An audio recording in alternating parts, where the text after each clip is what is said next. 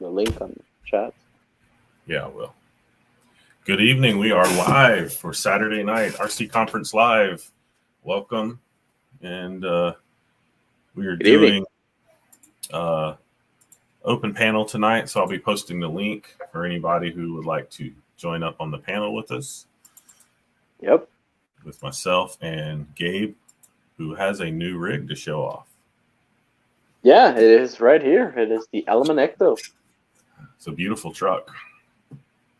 Yeah, and thank you. And as I was telling you offline, man, you know, this truck definitely underrated. You physically have to see one in person, you know, because I was just going based on videos, and just seeing one in person, you know, it just gives it another, I don't know. I'm not gonna say another look, but it looks different in person, in a sense. Correct. Now, a question for you: have you driven it yet? Not yet. No. I can't Not wait yet. to see what you think once you've actually taken it out for a drive. I'm curious to see your thoughts on it. Definitely, and I'm looking forward to that. But hey, I'm not gonna drive it as of yet. Hey, what's up, man? Good evening. Hey, Gabe. Nice truck. Thank you. And I'm not gonna drive it as of yet because I really want to personalize it. You know. Okay. I want to paint it. You know, I want to add some accessories here and there, and yeah, see how it goes.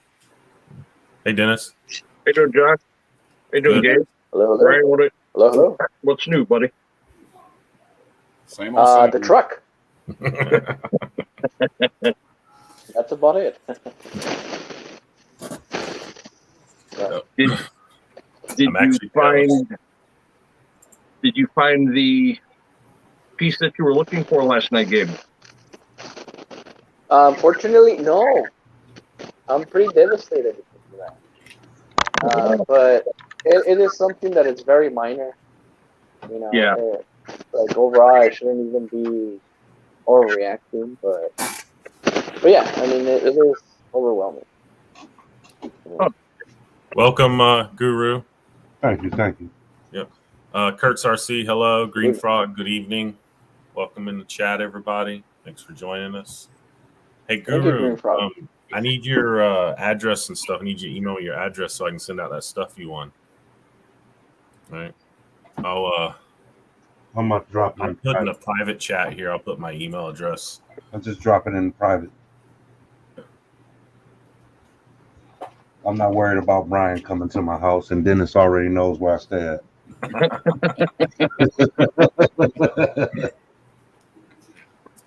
So actually, I have it sitting here, and I actually have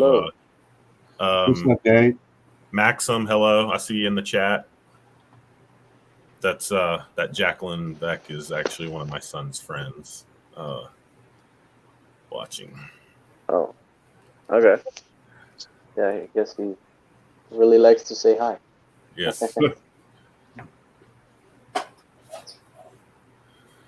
But what's everybody got going on? Dennis, you working on anything? I'm just going over a couple of different bodies for options for the cockpit for a couple different spots. I just want to get some more options for it, and I don't want to have to run the same body all the time. Yeah. Radioactive Scale RC, welcome.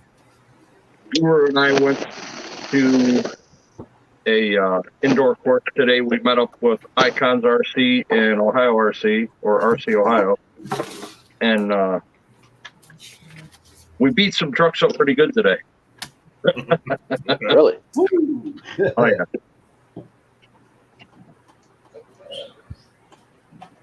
Yes, sir. Here's a look at the Gen 7. So I'm writing your address down right now, Guru. This will go out Monday. I've got quite a bit of stuff actually I got to send out. Super muddy. Yeah, I kind of wish that they wouldn't have put any water on the... Yeah, the mud was a little bit much, but it was cold. Yeah, they should have just left it a dry course. Would have been better. But it was a good time. I got to test out the Dirty South truck, and even though it was slick, it did really well. Yeah, I have competition tomorrow, and right now it's looking like it's going to be a wet one. Over at Barbarian. Yes, they are slotted for rain pretty much all night into tomorrow morning. So, which the last competition was rainy as well. So. Well, my truck doesn't look bad on the front end, right? Mm-hmm. Wow. The only tire that caught it. Wow. Yeah. And that was just kind of a fluke. But it John did Martin, good. welcome. I was really surprised at how well it did today. Yeah. I'm hoping to redeem my Predator tomorrow because I have not had a good run with it since I've done the transmission swap on it. So hopefully tomorrow Phil does better. No. Now you got the V2 transmission that he was doing, right? With the overdrive setup? Yes. Yeah. I put a 10% overdrive in the front diff with it also, so now I'm at 35%. Yeah, so I have I also have, because I had it before the transmission, I have the Trio overdrive gears in the front. Yeah. With it, it's a lot of overdrive. But I will say, in the little bit of driving I've gotten to do with it, because I've really had, every time I've driven it, I've had an issue. I couldn't continue to drive it. But the little bit of driving I had, it really seemed to like all that overdrive. It's the first time I've had a vehicle with that much overdrive. And it really seemed to like it. It definitely, for a Gen 8, the steering tightness was, wow. Like 10 times better. Yes. Queenie, welcome. So hello, definitely helped with the steering. But hopefully I can get through 4 stages tomorrow without any issues. That's the goal. You'll be fine. Well, last one I didn't make it. I made 1 stage and half of a second stage, and that was it. So, hey, gentlemen, if I may say this briefly here. So last night at Sean's RC Adventures, I did mention that we were going to interview RC84 Films, Chris. Turns out it's going to be next week, right, John? Yes, it's next week, the 22nd. We'll be doing a show and tell with his rigs next Saturday night. That was going to be today. Sorry, my apologies. I guess I should have saw the, It's okay. You were ecto drunk. the schedule here, but Gabe didn't get the memo. I did. Excited about it. I guess my mind was more into the ecto than the actual show here. I'll admit that, but I don't blame you. I just want to. I know, right? But I just want to just make sure that you guys hear it from me that so next Saturday we will be doing the show and tell with RC84 Films. If you guys haven't checked out his channel, I highly suggest you to do so. But yeah, next Saturday. So tune in for that. Javier, and then another thing, seeing you next month in Willingston. Yeah, UST. Yep. Definitely. And I was gonna say briefly also, you also obviously are seeing some type of glare in my ecto today. Actually, I'm just taking a glimpse on the game tonight. I'm a huge Patriots fan. I know, yay, boo, whatever, right? Sorry for you. Wild card, so that's what you see there. You'll have to keep us updated. I was watching it, and I watched the game prior, the Bengals and Raiders. So, Yeah, so I was watching. I'm not a Patriots fan by no means. Not even a Bills fan, but I was still watching it just because this is the time of year you usually got good football. So I'm curious to see who wins. Okay. Yeah, so right now Buffalo 20, New England 0. So yeah. Wow. You may probably Lots turn happened this since I off. watched I don't earlier. see. Yeah. No sense of finishing No, the let game. me turn it off. Yeah. So, Guru, what are you working on?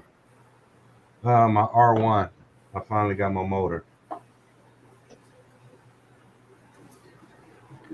Last time that you were talking about your build there with the R1, G-Mage R1, you were having issues with the what is it? The differentials, right? Yeah, I got a new trick.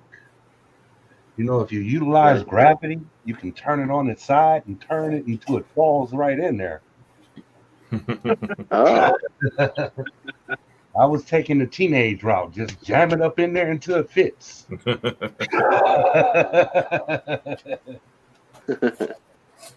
well, hey man, glad that's fixed. Yeah, so like I'm actually piecing it together. They didn't Sweet. specify with the long drive shaft and the short drive shaft that you only needed one size. I thought it was 1-in-1. So Sweet. Brian, what you working on? Freshening up the drag cars, just changing shock oils and diff oils. You guys still running? Nah, it's off season for us, but it's probably be end of February. We'll start running again down here. South Carolina, North Alabama. Y'all got some of those new classes going on, right? Just notice you said February, and I remember in February I had on white beaters.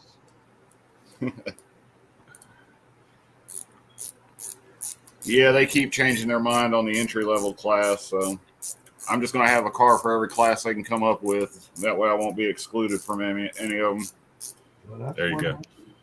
I see the pink beast back there on the wall. Yeah, it's still going. Yeah. Yeah, I might have to send my two down over to you, let you play with them for a while because they have not had any use in many months now.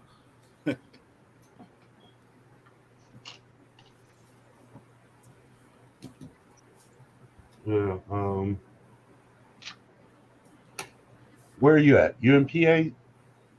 Who, me? Yeah. No, I'm in Florida, North Florida. Oh, that's a nice little spot. Dennis took me to.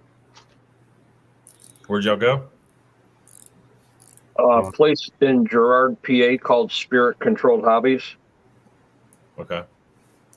They do off-road dirt, oval dirt, and they also just put in last summer a no prep outside, along with a new 8th scale off-road. Cool. They actually had a trophy race today, or what they called their cup race for their off-road 10th scale buggies. The track was packed. The crawler course was minimal, which was good for us. Plenty of time behind the wheel, huh? Oh yeah. I brought 5 trucks and ran all 5. Oh, that's awesome. Yeah, that's awesome. Cool.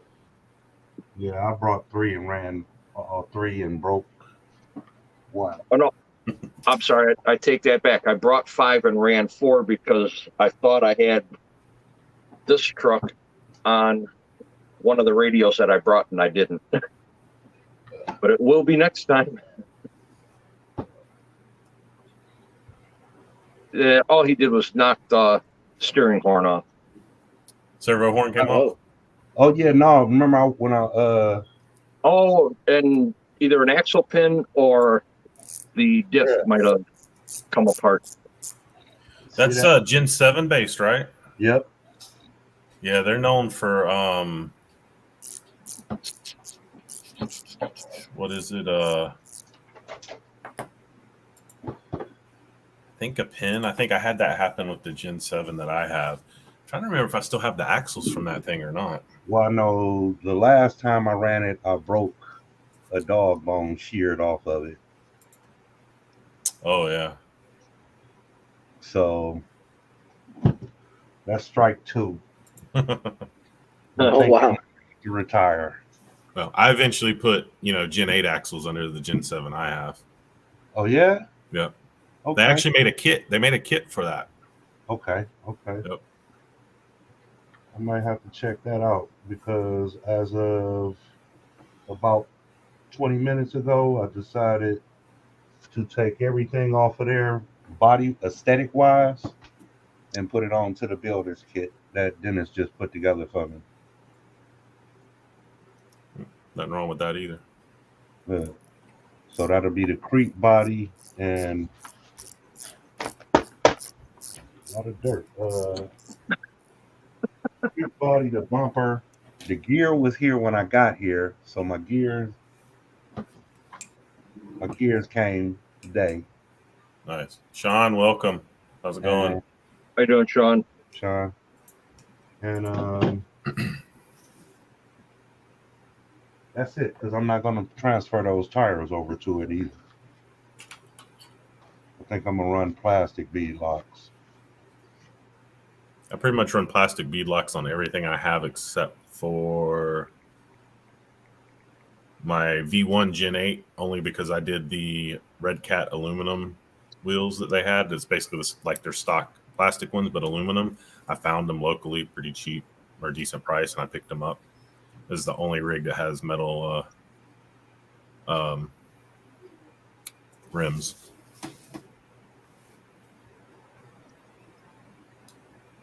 So.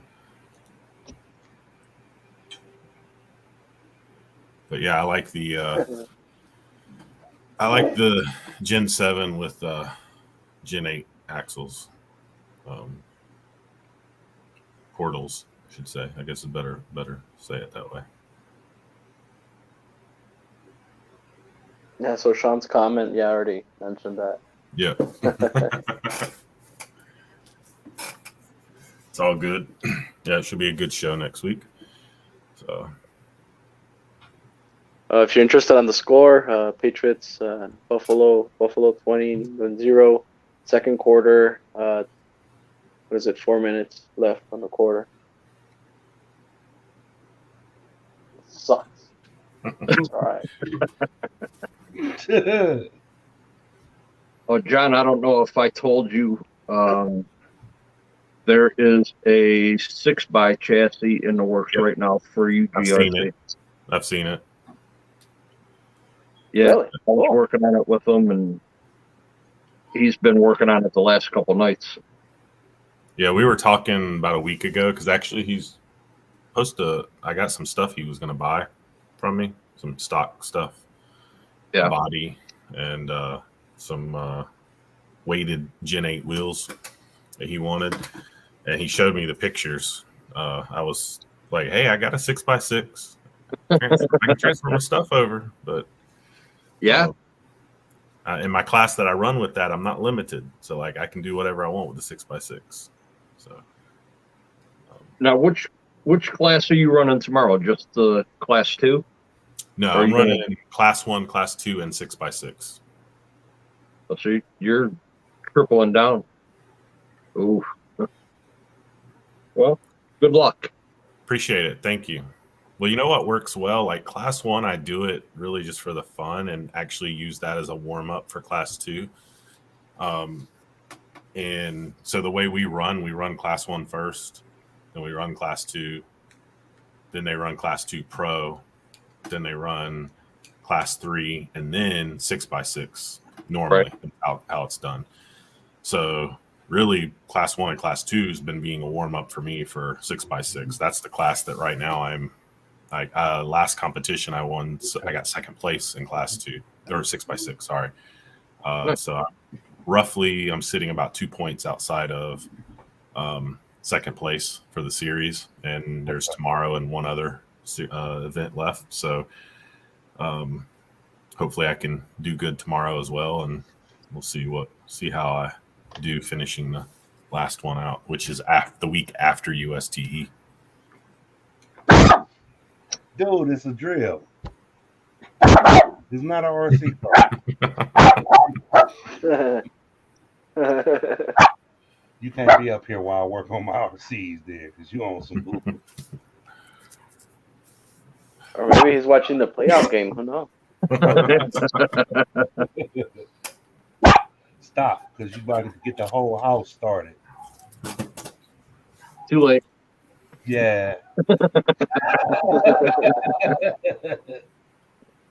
So I saw, I seen that there's a couple new bodies, crawler bodies came out this week. Yep. Oh, really? Yes. Which one? Proline? J Concepts. J Concept. So they have a new version of the Creep, which is basically a cab only of the Creep, okay. which is a good idea, honestly. Because I know many people who have cut for just a cab of a Creep, so good idea. And then what did they call that other one? The Gozer. The Gozer. Yeah.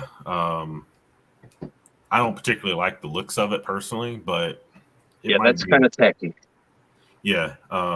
It might be. I'm trying to look it back up right now, actually. So I can.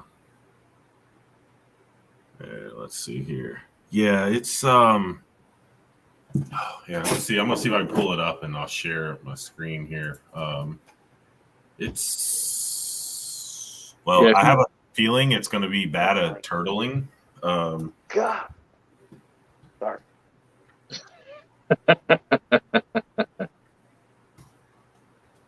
Gabe's getting sidetracked.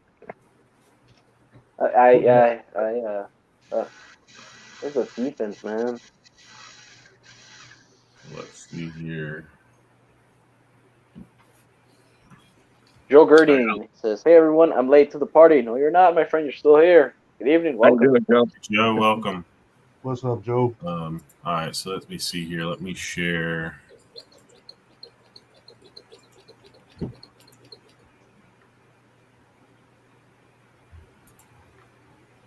So there's the Gozer Body by J Concepts. Ugly.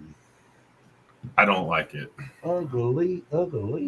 No, it kind of looks like a Geo tracker with a 1 foot bed on it.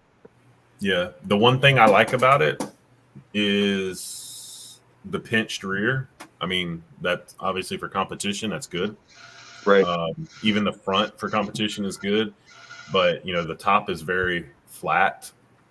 Maybe that rack might help that a little bit, but the reality is if it rolls over on its lid, it's gonna stay there. It's been a nice thing about the Creep is it typically doesn't stay on its lid. When it rolls over, it usually rolls to one side, which gives you the option to turn that wheel, get it back on. Yep. And it looks so squared. I was gonna say it kind of looks like that. What is that SUV? Have you guys ever seen the Isuzu Trooper? Yes. Kind of has like that, that look. Obviously, it doesn't have a bed, but it kind of looks like that. So, now, if they would have taken from the back of the front door back off of the cab, it wouldn't be so bad. Yes, you do. Yeah. I agree with that. Yeah. Oh, look at Green Frog. About the new Arma. Oh, that tactical? That's cool, man. I don't know if it's $750 cool. Right? Yeah. No. That's a good. I love history. I like that he's putting that information up, but it still makes that body's no prettier because of it. Green Frog RC says Gozer was an ancient Sumerian god from Babylonian times, as well as the god certain cultures. The Hittites, the Mesopotamians, and the Sumerians around 6000 BC. The more you know. Oh. See, we're implementing history in RC and somewhat football today. It's a great show. It's a great show. I'm telling you guys. Like, are you fucking through? Yeah, I'm trying to find the. There it is. Oh my gosh, dude. So I found the creep one. I had to go to a different site to find it, but oh god.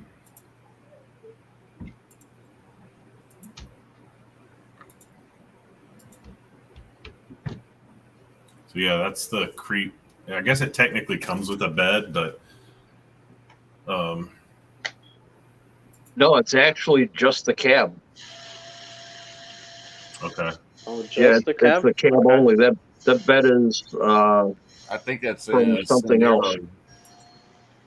That bit looks like the from the new Element Sendero, the red one. Yeah. Oh, I don't know if it's You know the what? same bed. That chassis, if you look at that chassis, that looks like an Element. That looks like Element axles right there. Yeah. Yes, it does. Wow. Yeah. Mm. You notice the wheels too? Yeah. The hazard wheels, or is that what they called them? Hazard or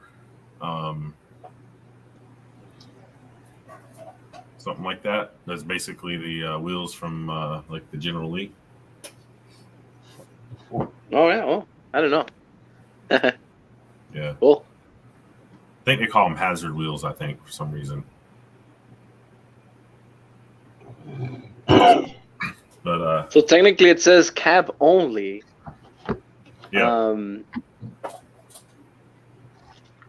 that makes sense because of the chassis it's on. That's probably what they used, and they just put the back to it. Makes sense.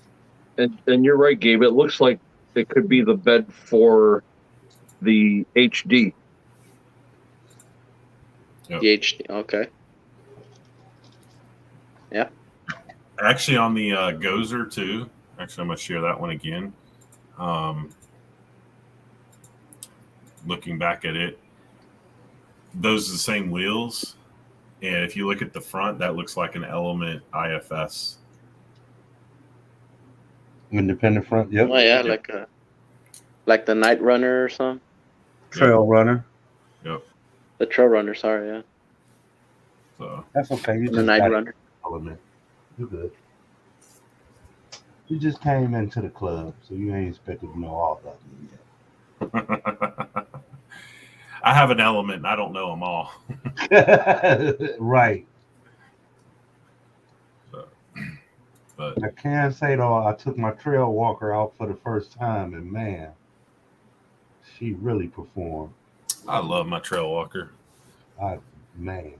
Really, you guys can mention all of the Element RC vehicles? Did I hear that right? Who that?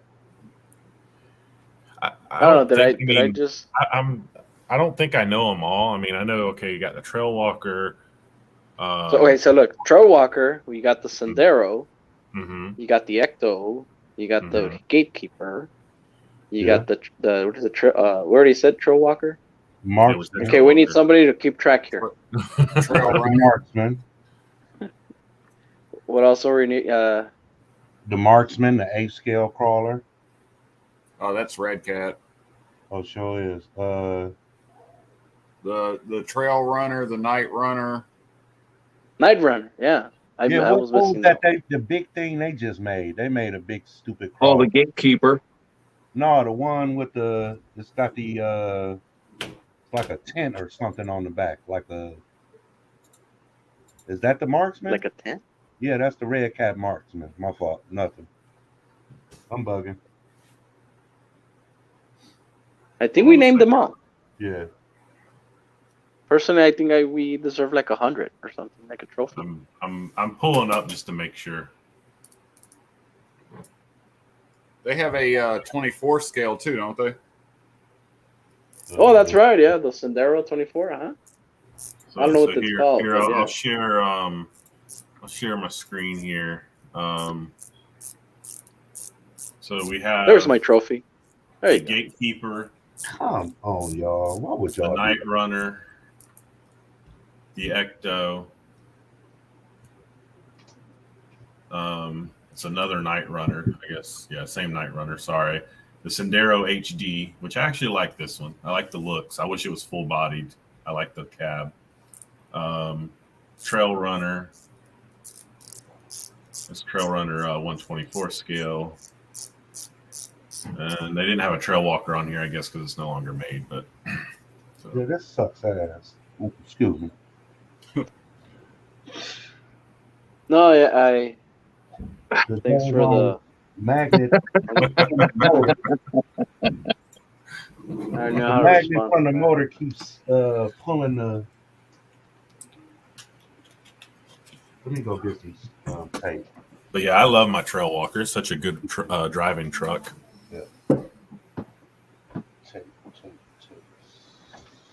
That's why I need an Ecto to go with it. So I own the Sendero, and I kind of messed up my Sendero. This is probably like one of the first people that I tell, but I messed up my Sendero, like bad. How'd you do that? Bad. Well, you know how when you walk into like your local barber, and you pretty much tell how you want your haircut. Kind of like the Sendero walked into me, and I was the, Like you tell them you just want a little off the top. Yeah. So the barber kind of messed up, and so that's what kind of what happened with my Sendero. I think I used the scissors a little too much. So, yeah, and I'm not proud of it. It's truly fixable. It's one of those things that I guess I can always just get the bed for the HD, right? But yeah, I messed up the bed pretty bad. Oh, I thought you showed it. I was running back trying to see.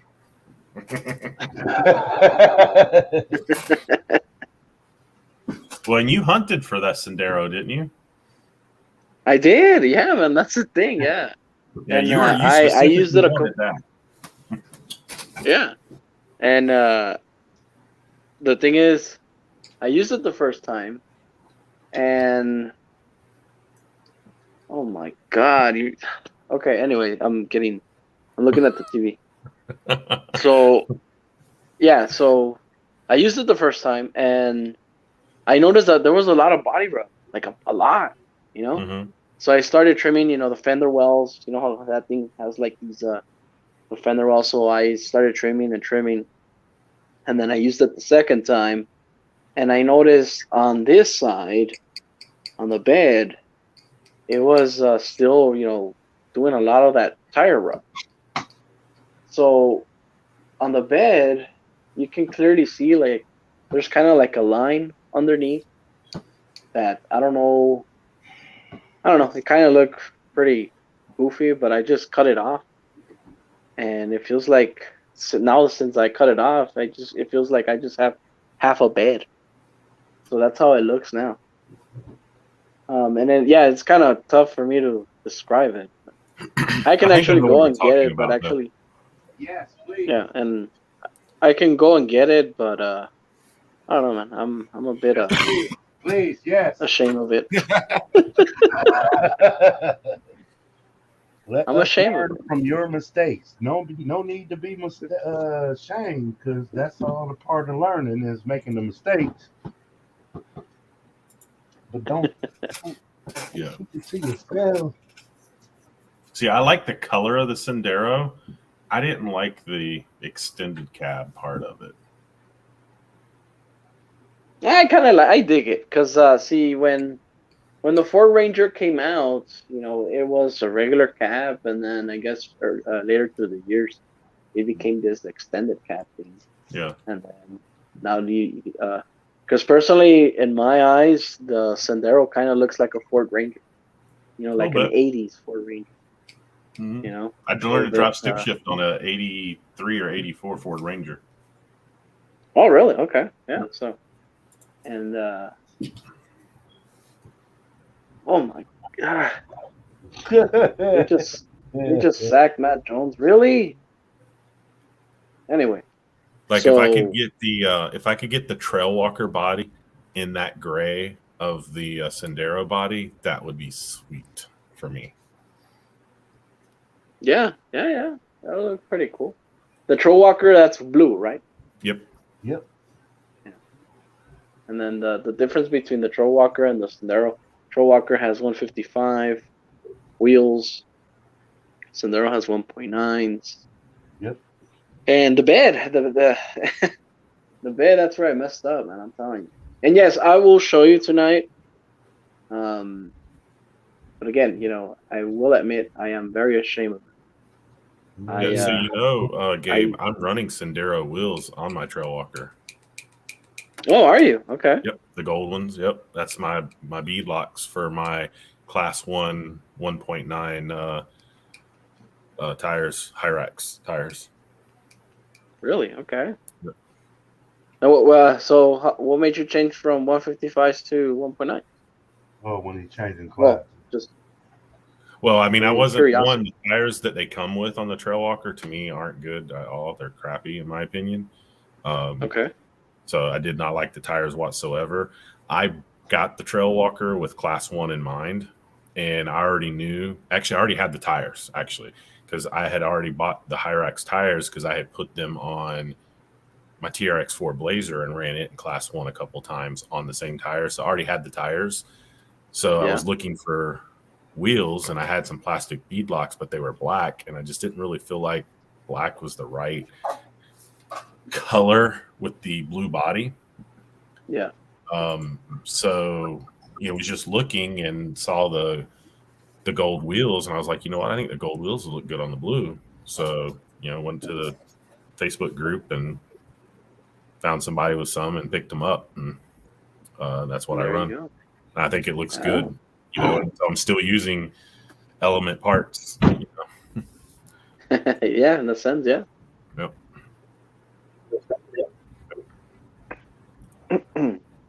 So I can also give you another perspective of what I did to my Sendero. Watch. So let me get this bed really quick. In the Sendero, you have the fender well here, and then it kind of has like this line that will just go around here. So I cut it. Like, let's say I got the scissors and I just did this to this. So this whole piece is missing, and it looks horrible. And it's one of those things that I guess there's no way for me to fix that. And then I've been looking for beds, for that Sendero. I forget it. I mean, you have to go and get an unpainted one, and good luck finding a paint that's closest to that. Yeah. Mine's the gray one. So yeah. My next option, obviously, it's getting the bed from the HD. The bed we just saw earlier. The roll bar bed, all that.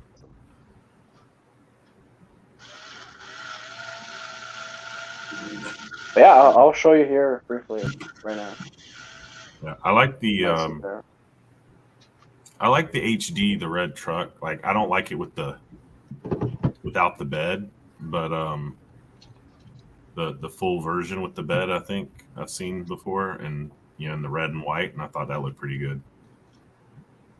Yeah. So before the red and white came out, okay, Team Associated did this thing where they said, okay, so we're kind of hinting that we're discontinuing the Sendero. And see, right before I was looking into that, I mean, I always wanted to get the Sendero. And when I decided to get it, like, oh my God, all of a sudden, you couldn't find it anywhere. And so, yeah, the gray Sendero, I was, looking for it, and then I was able to get one on eBay.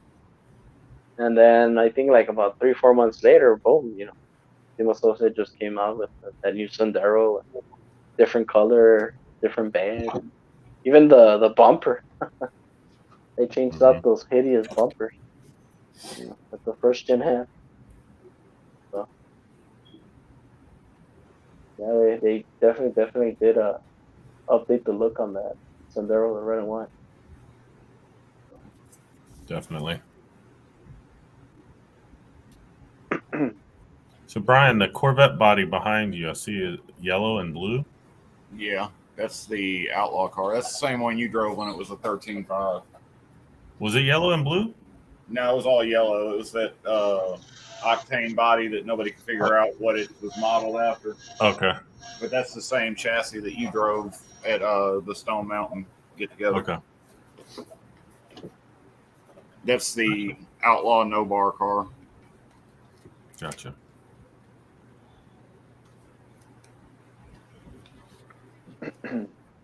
Yeah, I just saw the other day the guy with the Duratrax Evader drag car. He's down to like a 203 or something like that at 73, I think.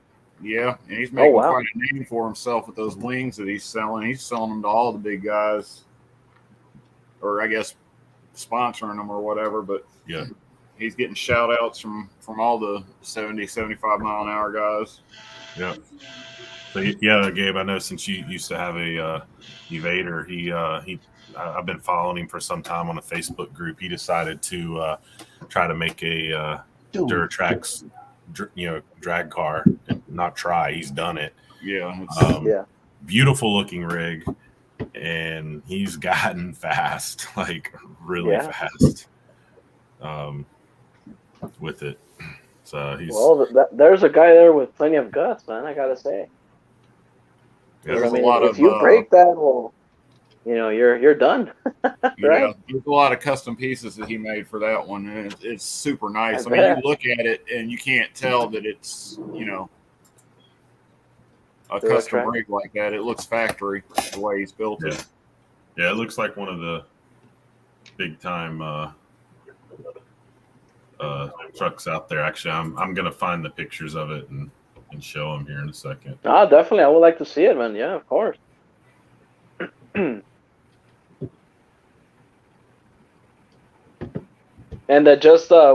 John's doing that. Show of hands. I'm curious. On that new Arma rig, what is it, that tactical rig? Anybody here considering it at all? Anybody? No? Mm-mm. Dennis? No? Dennis might be frozen. No. Yeah, he's frozen. I can tell you, we talked about it earlier today. No. So this is the Duratrax Evader drag car. Wow. That looks nice, man. Don't it? Yeah. That's the chassis. That looks mean. That's a Duratrax chassis. Which it's funny, it's the graphite chassis. Like that's a Duratrax graphite chassis. Obviously, he's had to do some things on it, but there's one of his times right there, 205 at 73. That is moving. Definitely, yeah. Wow. He's not far from being being in the ones, and that's gonna be crazy. But yeah, that body looks sweet on there. Yeah. Oh yeah. Intimidating. Yep. There's a lot of intimidation there. On that one. Definitely. But yeah, he's doing good work with that thing. Impressive. So John Martin says that he looked at the Arma. That's cool. I haven't seen one personally. I'm sure my local hobby shop will get one here pretty soon. But and me, I mean, my eyes for that vehicle it's just not my type. I guess, since I never joined the military and stuff, something. That'd be the excuse for me too. I never joined the military, so. Yeah. I mean, it looks cool. It's just not my cup of tea, and especially at that price point. That's same thing. And the thing is, that thing is phenomenal. It's great. It's an Arma. But it's just the the look. I guess they're just targeting, certain people, in a sense. So, but yeah, but for me, same thing, man. It's not my type. Oh yeah, this is the Fire Team 6S BLX. Yeah, that's it, huh? Yeah. So like a 4-seater, side by side. Yeah. By Arma. I've seen it pop up on Instagram a few times this past week, but I was in New Orleans for work, and like I stayed busy, so like I didn't really keep up much with anything, so I didn't really look to see what it was. Dang it, it's doing it again. See if I can get this thing to share without flickering. Sure. There we go. There it is. Yeah, so I mean it's $749. I mean that's You lost me at 1/7 scale. Javier, Operation Evan Charlie told me that it's a Mojave-based chassis. So, I mean, that's an iconic chassis right there. But I don't know, man. It looks cool. I will admit it looks cool. It looks awesome. But yeah, that price point, it makes you think twice. Like, do you really, really want it? I'm curious about the tires. They're weird looking, the sidewalls on them. Like you almost can't really tell where the rim starts and stops, or stops and the tire starts. Right, yeah. I don't know. But yeah, I mean, that's Arma quality right there, man. It's awesome. That's great. And then it's got that, what is it, that handbrake, whatever. And you just flick, and then you just do like this handbrake turn. Is that what that servo right there is for, right here? Yeah. Yeah. So that's technically like a handbrake. You just hit it and make all. I heard it comes with the STX2 radio. Oh my God! So yeah, no, that's. I would actually throw some gasoline on there, and light it up. Oh wow, those tires! That's crazy. I guess so. The thread on those tires. I don't know if you ever seen that new advanced tire thread where, technically the tire has no air in there whatsoever. It's just like all of these. I don't know what to call that, like tire webs. I don't know. John Martin says his military style tires airless. Yeah, it's airless, correct? Yeah. Interesting. Oh, and Dennis, RC Truck Coders, that's fine, my friend. If you're able to rejoin again, hey, feel free, my friend. It is a cool looking rig, but definitely not something I would get. Yeah, at that price point, it makes you think twice. I'll say that. Like, do you really want? I mean, I'm sure somebody's going to end up with them selling a used one here in the next couple of months for half the price. So that might be check it out. Yeah.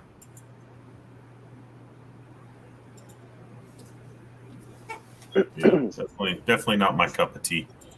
So. Yeah, same here. But just kind of like so this is, I guess, where you realize Traxxas also went that same direction with the TRX4. They also did that technical crawler body type of thing, right? And when I saw it, to me it was a completely 100% no. I didn't like it. It's too, I don't know. I don't even know how to categorize it. And then all of a sudden, boom, they drop them, and then oh my God, the popularity on them. It's like, and now everybody wants them. And then the price on them now is like ridiculous. Yeah. So maybe Arma wanted to go in that direction too. Like, on everybody's eyes right now, it's like, well, not something that everybody desires, but once it gets discontinued, who knows? So.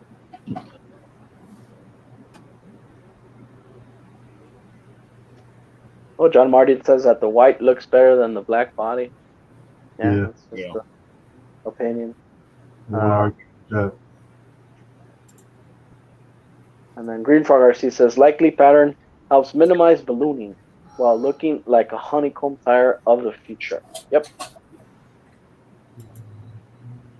I can see that. But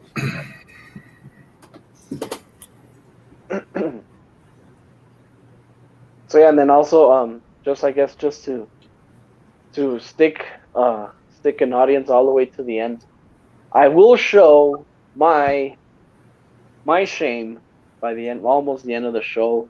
I will show my Element Sendero next to this one, and I will show you where I cut excessively, and it's a shame. It is a shame. I will say that. So tune in later on. So what do you think is going to be your first mod to the Ecto? Technically, I'm just gonna leave it as is. Electronics, all of that, blah blah. Right now, I'm just sticking to looks. Okay. I don't know if I told you before, but this is the body that I said. It's too simple. It needs more detail. That's where I'm at right now. This truck. So I also own the Sendero. What I did to that one, I only put the bumpers from Scalar Fab. That's about it. And then I destroyed the bed, and you will see that in the end. Which version of the bumpers did you do from Scalar Fab?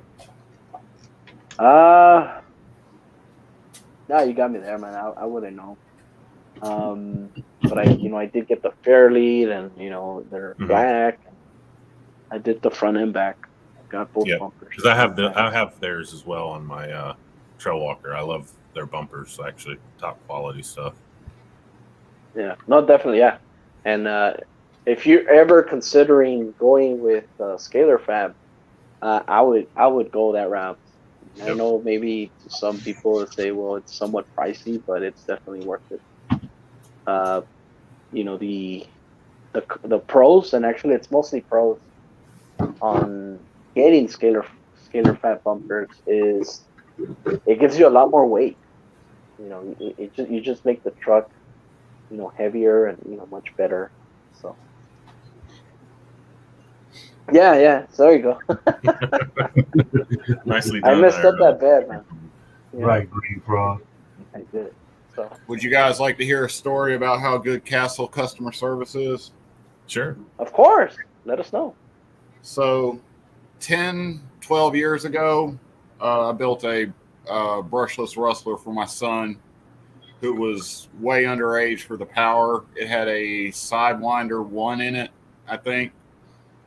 Either way, he wrecked it, and the Lipo wire yanked out of the battery, set it on fire. Buddy came over and was like, hey, they're having a clearance sale on their Sidewinder 1s. Why don't you order one? So I did. That was, like I said, 12 years ago.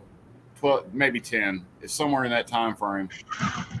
So 2 months ago, I sent back a ESC, filled out the warranty form, with all my current information and everything. The only thing that hasn't changed was my address and my phone number.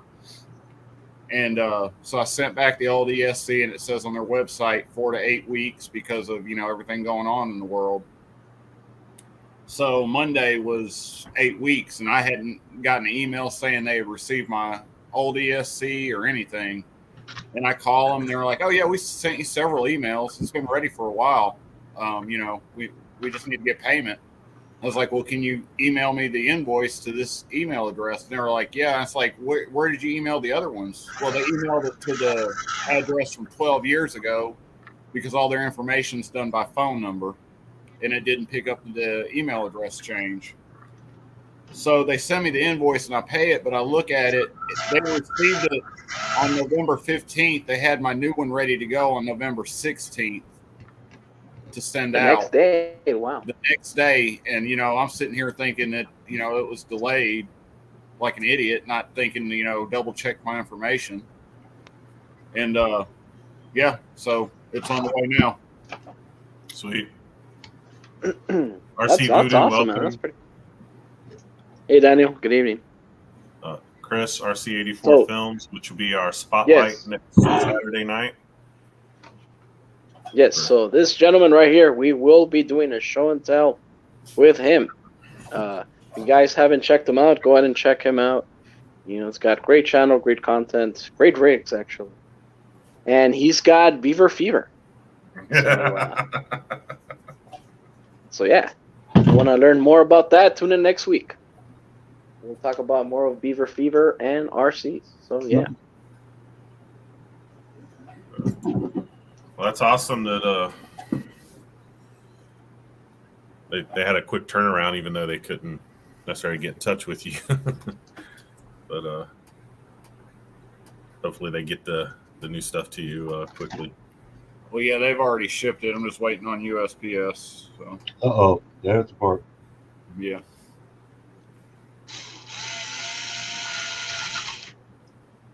Well, USPS is not that bad. I mean, it's within a week. Right?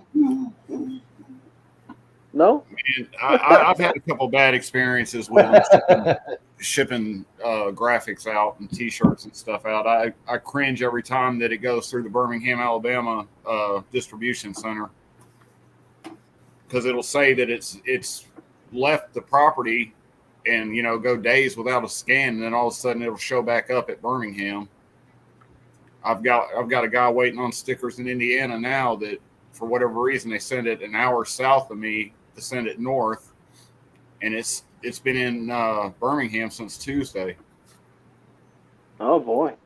So I have good luck shipping with just about anybody, to be honest. Doesn't matter if it's USPS, FedEx, UPS. I mean, have I had a few bad experiences here and there? Definitely. I mean, back when USPS first started their, like telling you, sending you an email what's being delivered to your mailbox that day or whatever, or even tracking a few years ago, I'd get the package before it ever showed its first update, with the tracking number. But generally speaking, getting my stuff, always never a problem. Same thing with FedEx. But I guess it depends on where you're at in the U.S. I was in New Orleans last week, and we actually had an issue with something that didn't arrive. We were shipping from New Orleans to Mobile, Alabama, 2.5 hours, right?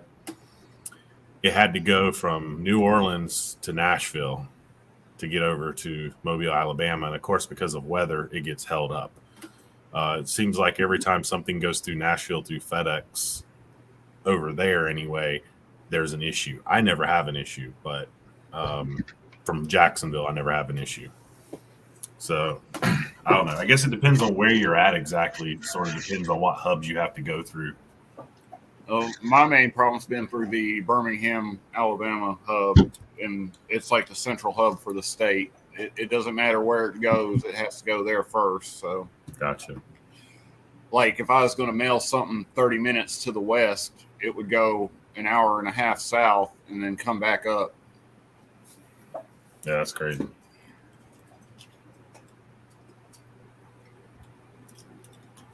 But like we ship in Florida nonstop with FedEx, like usually first thing overnight or 10:30 delivery next day in Florida, and like basically never have a problem. But of course, we're pretty much staying in the state of Florida most of the time. So, all right. So I just basically got a phone call from a friend that says that the Matrix sucks. Yeah. That's what you heard there earlier. Anyway.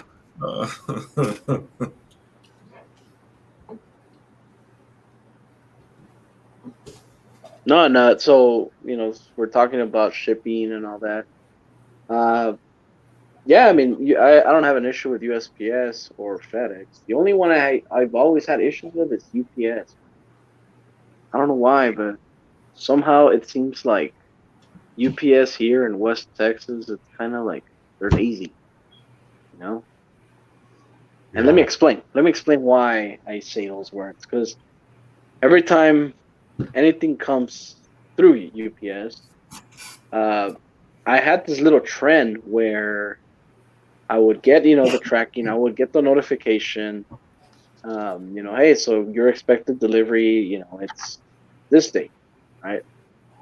And sometimes I happen to be here, 3, 4 o'clock in the afternoon, and yeah, they say, "Oh, sorry, we missed you."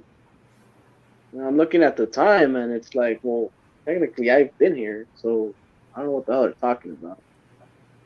And then they obviously there's UPS stores, I guess, all over the country, right? Mm-hmm. So technically, they give me the address to go to a local UPS store, and I go there, and I'm like, all right, so I'm here to pick up my package, and then it turns out that it's not there. It's not there at that location. So yeah, I mean, whatever, yeah. So, and then I tell the guys like, okay, so where is my package then? Oh, typically it should be still in the truck or something. If you want to wait a little longer, we can let you know. And then so I go back home, and then I try the UPS store again. I'm like, oh no, they're in the main office, and see the airport from my house. It's like about 5 to 10 miles away, man. So technically I have to go through all that just because I missed the package from UPS. But that's just my experience. AZ Froggies, welcome. Hey Brett, good evening.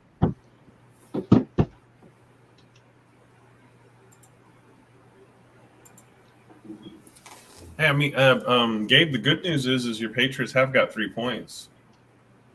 Yeah. But, oh, man. Right now they just sacked Mac Jones like bad, and come on, man. Anyway, yeah.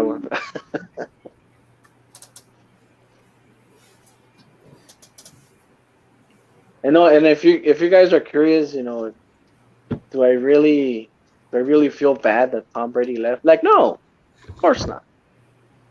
A little bit, but yeah, we're doing all right.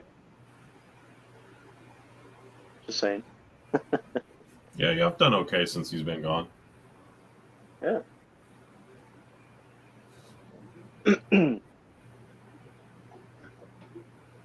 AC Froggy says, heading home from a memorial car show, so listening as I drive home. Awesome, man. So that we are taking you home while you drive. Awesome. So you can't see his new purchase that's sitting on the bed since you're listening. No, he saw it. He was I did the unboxing at Sean Darcy Adventures. Okay. And he was there. He was present. Yeah. Gotcha. Even Dennis saw it as well. Voodoo as well. Actually, Operation 11 Charlie also saw it. And Sean even spotlighted me. He's like, hey, go for it. It's your time to shine. Yeah. I'm like, yeah. Green Frog. I like this. Well, yeah. I was about to click on that. It's not that it's RC Basher Boy approved, right? But I just had bad experiences with it. That's good stuff. I imagine if that even becomes a thing, like it's RC Basher Boy approved. That would be pretty cool. We need kind of like Honey Nut Cheerios. Yeah, we need a sticker like Honey RC Basher Boy approved. Yeah, you know how like Honey Nut Cheerios was backed up by what is it, the American Heart Association of lowering cholesterol and stuff. Yep. Yeah, watch me be that. That'd be awesome. I'll be the RC Basher Boy approving things. Little sticker where you can just go around and put a sticker on somebody's RC Basher Boy approved. And I'll tell you, man, yeah, if look, so I'll tell you this, man. You know, my reviews is, you know, whether if I really like it or if I don't like it. I'm truly unbiased. I am. You know, kind of like this game right now. Oh my God, they just scored. Buffalo. Ah, man, this sucks. So, yeah, man. 34-3. That's what. Yeah, Buffalo. 34-3. That's bad. Yeah, it is. And you know, and speaking of that, you know, so you gentlemen, is there anything that you disapprove or approve from this hobby? It could be either or. What is that one thing that you dislike? I mean, it could be any brand, it could be anything that, you know, pertains to this. Anything? I haven't seen it a lot in crawling, but more in racing, and a lot on all the Facebook groups. But like just annihilating the new guy for asking basic questions, and yeah, it gets old answering the same question 30 times. But I mean, some of the attitude people give towards new people, I can see why some new guys don't want to get in the hobby. And I back him up on that, especially in the RC drag world. And he sees it more than I see it, but I still see it on Facebook and whatnot. And I do see it in the crawler world on Facebook, not in person. Anytime I've ever met RC people in person at events or whatever, everybody's always awesome and, you know, easy to talk to and everything. But definitely seen it in some of the crawler groups on Facebook where, you know, people are at times bad mouthing somebody or getting onto the new person for asking questions or, you know, saying somebody's opinion's stupid or whatever. But definitely see it a lot in the RC drag world groups. And which is probably one of the reasons I haven't gotten more involved in RC drag than I'm currently involved. I mean, I have to, but really they're for my pleasure for playing around versus trying to go and actually compete with them. Yeah. I mean, had I based the whole experience of trying to go out drag racing on what I saw online, I'd never went. Once I met the local guys, I mean, it was a whole different world, you know. They were a little bit more open, and then once you get to know them, you know, yeah, they start, you know, sharing how to and stuff like that. But man, I mean, some of these guys are just, it's like that's their goal for the day is to run somebody off from it. It's Sean. I've heard him say this before too. Go to Scale Nationals, you'll see the biggest bunch of crybaby prima donnas you'll ever come across. And I've heard him say that many times. That's in April down here by me, isn't it? Yeah, I believe so. I believe it's at Cherokee Rock Village or something. Yeah. Which I wouldn't mind going, not to compete, but just to check it out. Man, it's awesome. I might consider it. I'll have to look.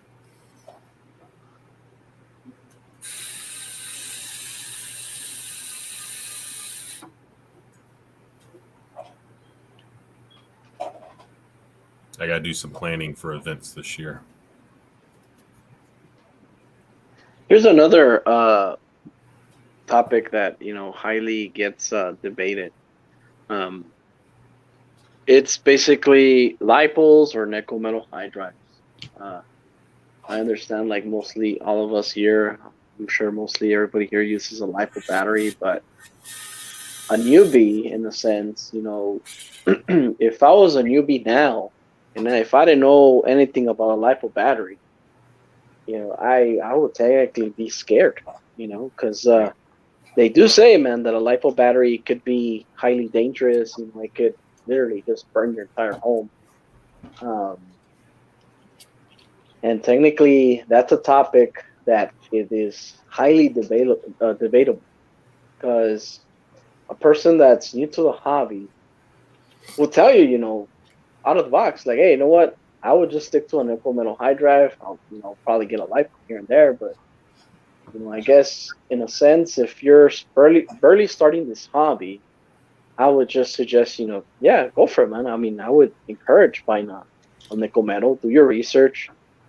Get highly more educated on what a Lipo battery can do, how to treat them, how to maintain them and stuff. And once you think you're ready to actually, and it is a responsibility, once you're ready for that responsibility, then that's when you, I guess, decide to buy one.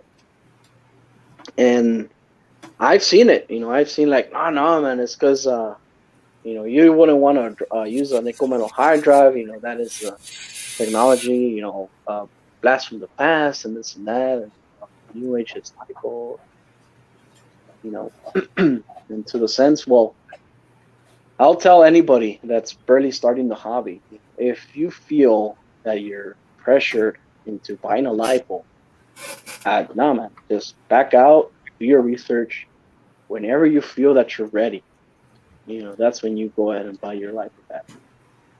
Because I've seen it, man. I mean, I've seen Lipo batteries that get puffed, they get highly damaged, they don't work, they get mistreated, and most of those batteries, man, they're costly.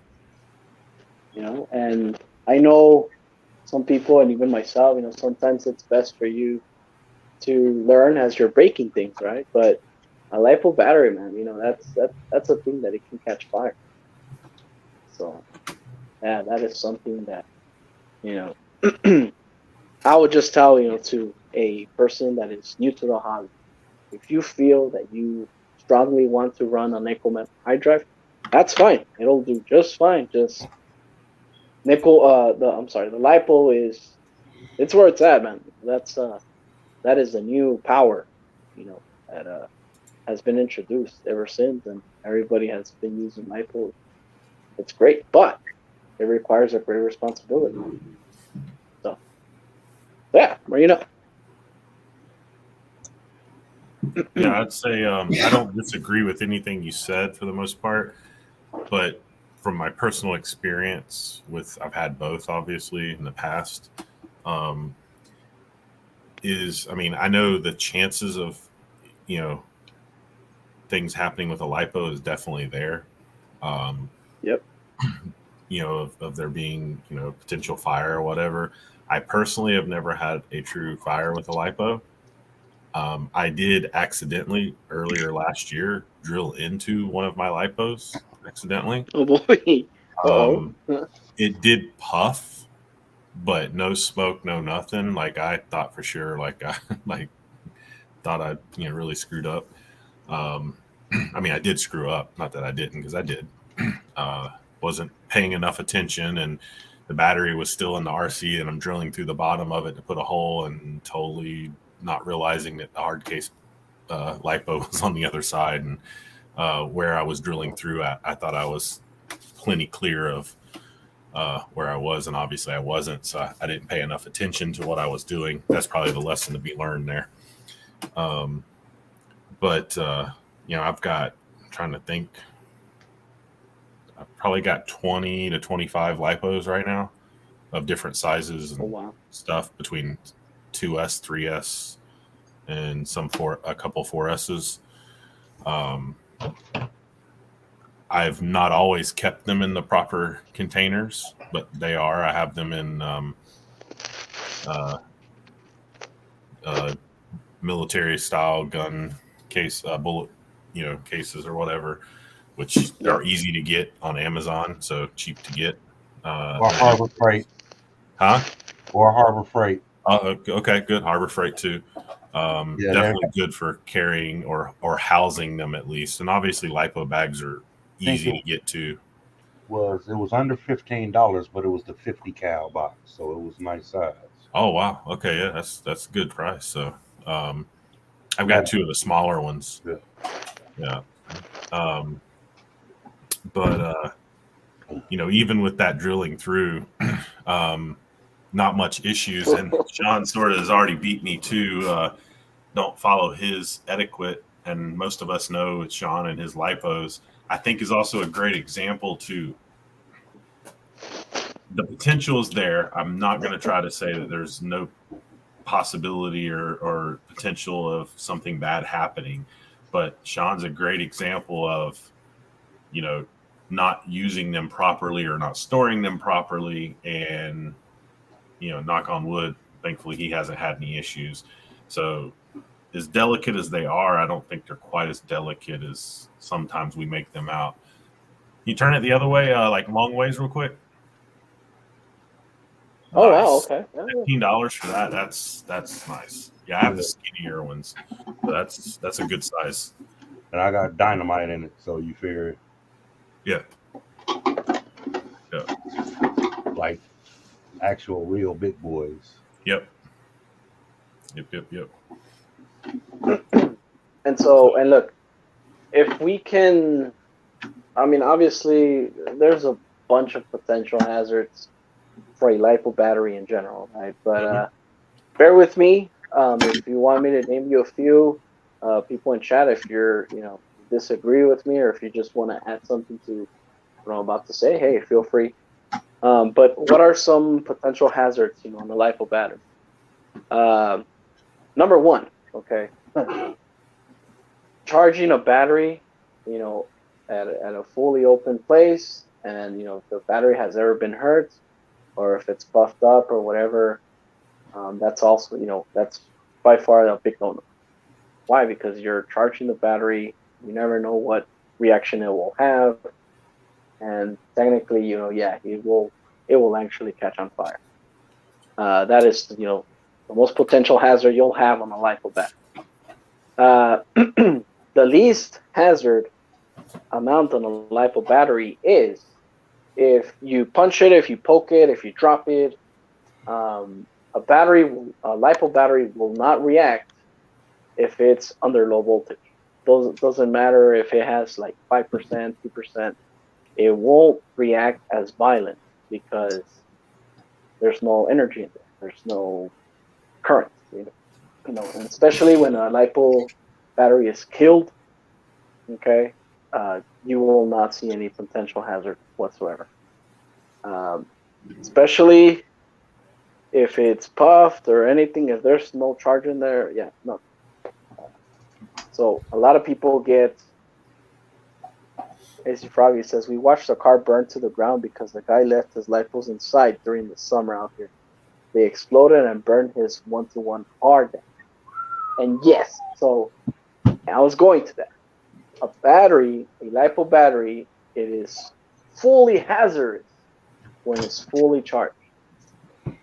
Now, why is it hazardous? Because when a LiPo battery is fully charged, if you leave them like that for days, that's when they actually get buffed up. That's when they actually become unbalanced. That's when you're actually hurting a battery at 100% charge. Okay, that's why they tell you, if you're gonna use them, I would say, from day-to-day basis, it's fine to, be charging LiPos here and there. But if you're gonna store them at 100%, that, ladies and gentlemen, is a big no-no. Okay, why? Because what pretty much AC Froggy said. If you leave them on heat, if you expose them on elements, okay, any type of reaction, that thing could just go off on you, when you least expect it. That's why they tell you guys, hey, just put them on a safe, put them somewhere where even if they catch fire, it won't be that potential hazard around you. And the thing with Sean, he leaves the batteries plugged in, he puts them inside his car. If they're fully charged, they're fully reactive because they're making connections. Now I got to call Tiana with you. So if they're fully connected, okay, basically you are reacting to that battery. So again, if there's some type of spark or there's some type of heat, and if it reacts, it will catch on fire. So that is just some pointers I can give you. I just want to throw something else out there too with the high voltage lipos that are out. You need to make sure that if you discharge them, that you have it set for high voltage and not standard, because I've ruined 2 high voltage batteries on the discharge. The charger thinking that it needs to be dropped down to what a normal lipo discharge is. Oh, yeah. Mm-hmm. The problem with the high voltage ones is once it reaches that, it just keeps dropping. It doesn't like stop, and for whatever reason, the charger didn't stop it, and it absolutely killed it. And it didn't show any signs of any kind of like fire or anything, or that it was going to catch fire, but it did. I have ruined 2 high voltage batteries doing that.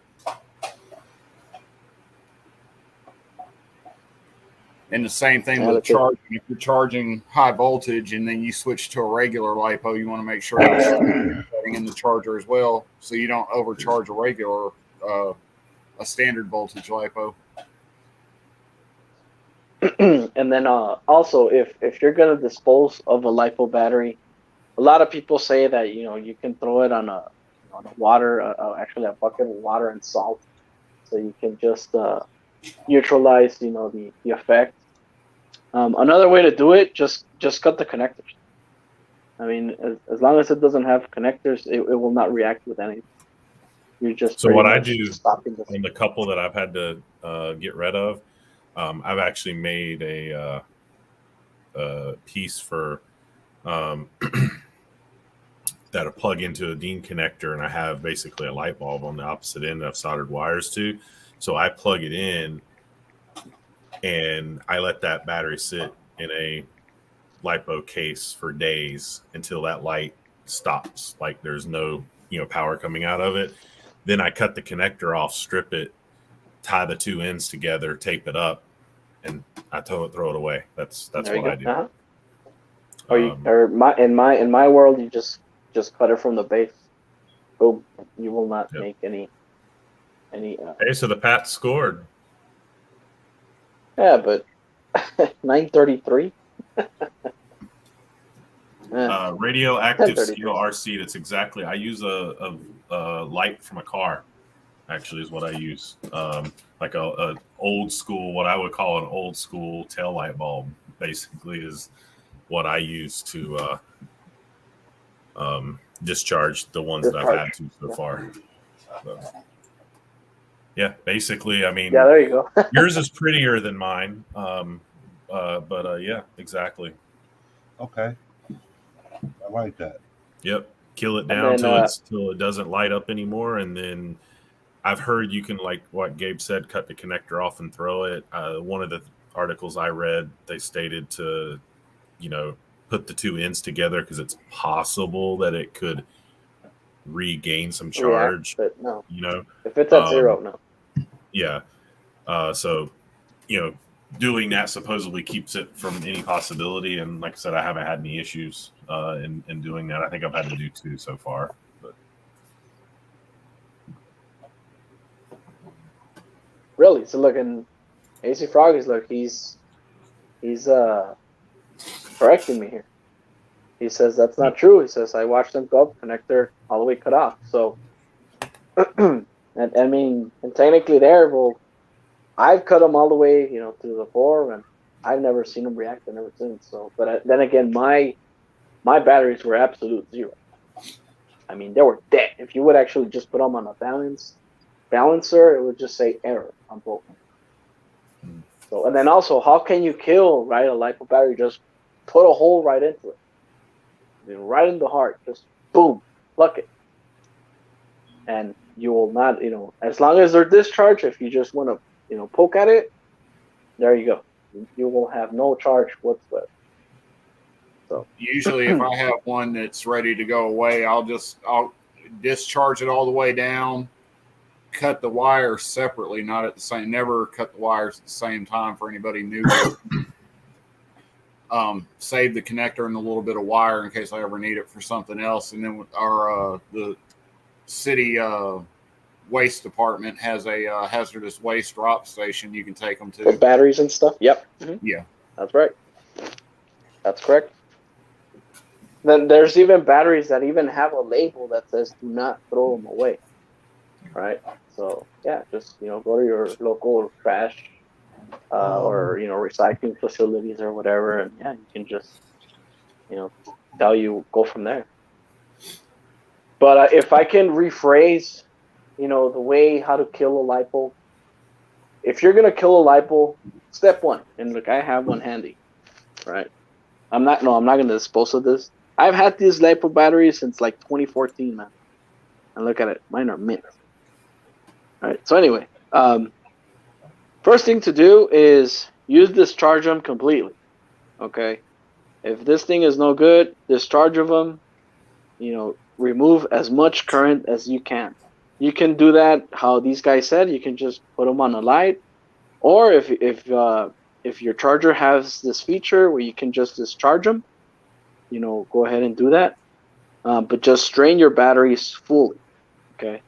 Next thing to do is once you feel that it's fully discharged, you plug a hole here, right in the middle, right in the heart. Boom. Yes, they may be reaction, they may be a little, but it won't react as violent because there's no power in there. Okay, so you just plug a hole there. From there, I just cut it from here, right there, and throw it away. Well, yeah, and then follow your local, disposable places that you go to, to throw away these batteries and stuff. Don't never throw them on a river or canal or, waste. No, go somewhere where, you can legit throw these away. My local hobby shop, they do take them. But yeah, they go through that process and they just throw them away for you and stuff. And yeah, so technically that's how you can do it. So. And I think it's worth saying what Green Frog posted number 2 about avoiding purchasing used LiPo batteries. There can be a lot of things that's useful to purchase used to save money. RC parts, RC trucks. But LiPos, you're taking a chance that whoever's had that LiPo before you is taking proper care of it and everything. So I would probably agree. And truthfully, LiPos are too cheap nowadays. Yeah, I was going to say, 10 years ago when a LiPo battery was $80, $100, yeah, but now you can get batteries, as low as $10. Sean. It's too complicated. Okay, so I'm reading his comment. Right, he says, and I'm trying to understand as I'm reading. He says, you guys make this too. Can look at it, plug it in, play with it, plug it again, and play some more, and it won't charge anymore. Throw it in the trash can. And I guess what he's trying to say is, if you're gonna dispose of a LiPo, if it has current in there, yeah, you can use it. Try just to drain as much of it. Obviously, the ESC will do its thing. Yeah, yada yada. And then once you feel that there's hardly no power in there, then you can follow my protocol. If you feel that there's no power in there, just pretty much, stab it. Once you stab it, you can remove the connectors, and it's ready to be disposed. And if you want to be more and more cautious, you can just dump it in water and salt. Therefore, it can just neutralize all of the effect of the LiPo, and it's good to go. So there you go. Yep. And then also, there's more LiPo knowledge, that I can give you guys.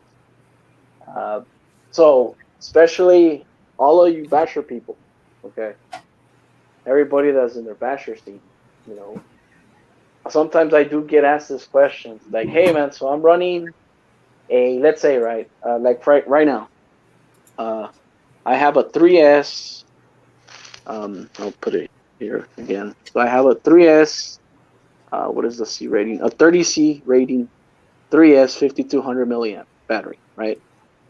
So right now where we stand with bashers, there's those ESCs, man. they require a C rating that is like 45 or 55, something like that, and above. The C rating.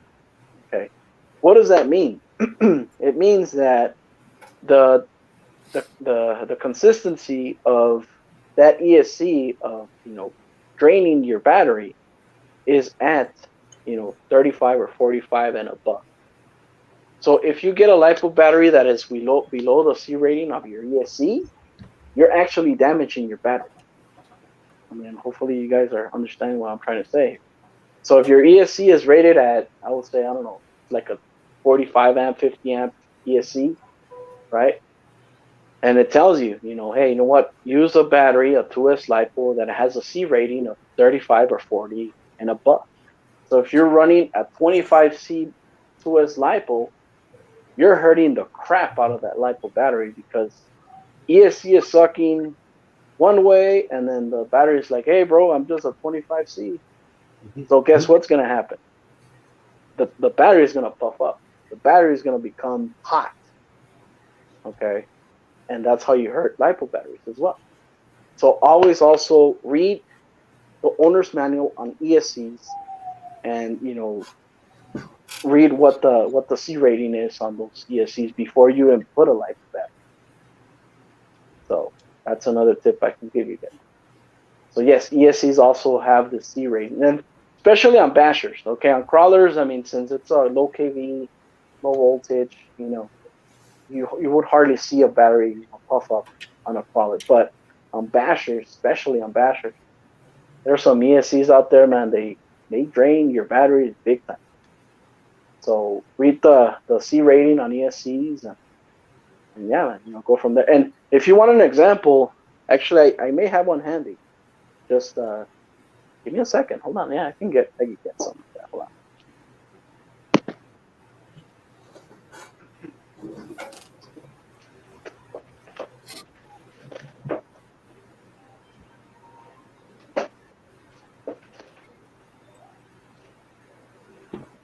I have some Z batteries. Yeah, I'll run Z and Sokaken. Yeah, the actually Z's were the very first LiPos I purchased. Actually, 2S ones. I still have them, but don't really run 2S anymore. No, unfortunately, when I got into RC, and Venom was one of the only people that was selling LiPo. Oh my god! So I paid $75 for my LiPo battery. Look, gentlemen, I almost threw up. You see that receiver? That is the STX2 receiver. That's your favorite receiver. Ugh! Oh my god! I can't believe I even. Oh, okay. So look, Arma, right? Arma gives you a great chart, right, on what battery to use. So it says here a 6S, right, LiPo battery, and then it's a 4S LiPo order, to make it, what is it, 4 to 6S, and then you see those little letters right there. 35C, 5,000 milliamp minimum. I mean, and there's batteries that, like, for example, this is a 30, like mine, right? This is a 30C. And yeah, I don't plug these into my, my Armas. But as you can see here, 35C minimum. And then also even the milliamp also matters. So anything below these numbers, that ESC will hurt your LiPo battery. I can guarantee it. So. And yeah, then this little paper comes into the Arma, any Arma vehicle. Well, not any Arma vehicle. I don't know. This came out of my Mojave, so. But yeah, it tells you right here. So read your instructions manual, ladies and gentlemen. Before you plug in your batteries on the basher ESCs. So there you go.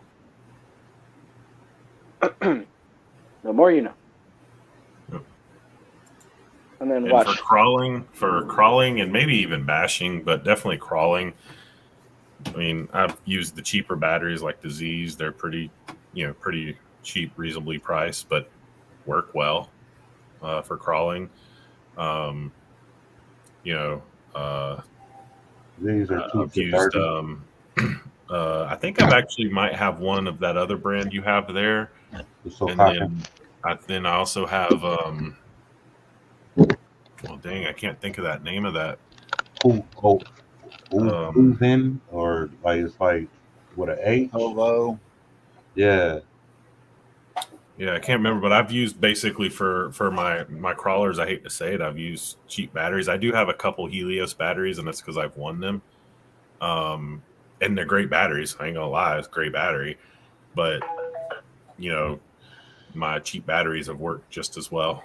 I have cheap ones for my big 4S's for my Traxxas Max. They work well. Right. Possibly they might drain very quickly. But of course, with Traxxas Max, top speed runs and bashing and flipping, and so I don't know if it really even matters with that thing.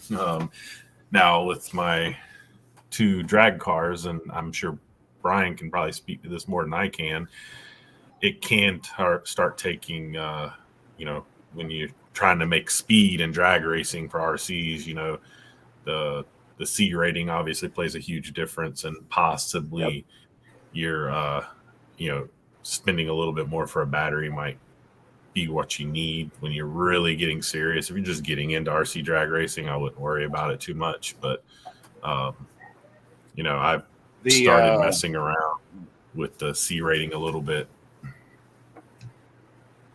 With the speed controllers that I've ran, the manufacturer recommends a high quality battery.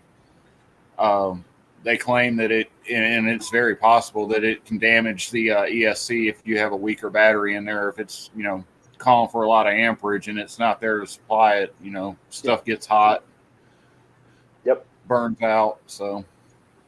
And that's the point I was trying to get across too. And sometimes it can be vice versa. Yep. Yeah. So. Yeah, but for crawling, you don't need a high C rating battery for a crawler. Really, you don't even need it for a basher. Except sometimes. But you see, gentlemen, so punch. But what is the beneficial thing of owning a high C battery on a crawler? I was asked about this before, and correct me if I'm wrong, but if you get a high C battery, okay, you will actually get more runtime out of that. That is the beneficial thing about having a high C battery rating on a crawler. A lower setting, and you're talking minutes, okay? You're not saying, oh my God, a high C rating battery, it's gonna last you, I don't know, and I'm throwing you a number like 50 minutes more. Like, no. It can probably last you about, if you run like a 30C and a I don't know, 100C, right? The drive time, it could probably be a difference of 20 minutes, both of them fully charged. That is just my take. And then also based on the throttle input intake, that also matters. But yeah. AZ saying, and I agree with this. This is what I would say, that for me in a crawler, the main difference in a C rating for a crawler is going to be wheel speed when you need it. That initial punch, if you're trying to get up a hill or maybe over something, specific, right there, having that punch, that would be the difference for me. I'm not saying it's not true because I haven't tested this. Tank, here's the link. Welcome, by the way.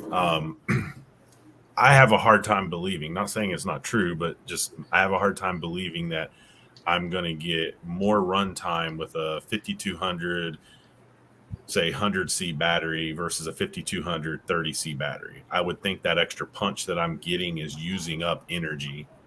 But again, that's without me testing it. Just I'm thinking, like my mind's thinking I don't see how that's going to happen. This is my crawler bat. There's no there's no level playing field when it comes to C ratings. Each company, I know SMD doesn't even really use C ratings. They go by the power level thing that they made up. and it's basically a way to classify each brand's batteries. You know, if you have brand A at 50C and brand A at 100C, basically the 100C was made with better cells, is from what I can tell, what I've read. But there's no industry standard on C ratings. You know, there's a way to use it to calculate the amps that it can put out, but again, there's no way to hold the manufacturers accountable for the C rating. I mean, somebody can stick a 100C rating on a 20C battery and nothing happened to them other than a pissed off customer, but they've already got the money and ran. So, yeah. Welcome, Tank. Yeah. Hey guys. Hey, Tank. What's up, Tank? What's cooking? Tank. Your background looks different. It's my shop. I flipped my table around. Oh, okay. I usually was looking at this, but now I flipped my table around. Now I'm against the wall. Gotcha. I understand. So now you're looking at the old background. That is correct, which is all the posters and all that on the wall. Okay, cool. And just like BBY Autographics was saying, you know, basically if you got a brand A with 50C, brand A with 100C, technically, if you run them, you know, side by side, the run difference, it's not going to be beaten by a lot. Okay, that was my point that I was trying to get across. You know, the most you'll probably get from a 100C rating from a 50. I mean, if you run them both at the same time, same throttle input, and you're probably going to get like 5-10 minutes more on a 100C than a 50C. Okay. Why? I guess I don't know. Since they're, like he said, you know, they're the same thing, but they have more better cells in them. So, but by the end of the day, it's just the difference is. I'm not going to say it's minimal because you can actually see a difference, but not by a lot. Okay, I mean, you're talking minutes. So you're not talking about something that is like, oh my God, drastic. No. So. Well, with this 5200 60C 11.1 volt, so Cochran battery, I have crawled with it, went on a crawl, like a 4-hour crawl with trail walkers, with trail crawler, and then the next time we go, I'll get a good 20 minutes up out of it before it's dead. And like we crawl Nelsons and whips, and like you're actually on a real hillside. People are rappelling off the side of the hills, so it's actual real trails. So again, I beg to differ. I want to say I don't have 100C. I don't run 100Cs in my crawlers. I run them in my bastard. But my 60C 5200 mile lasts a long time in my opinion. Well, the milliamp rating is the length of the capacity of the pack. The C rating is just supposed to be what the amperage it can produce.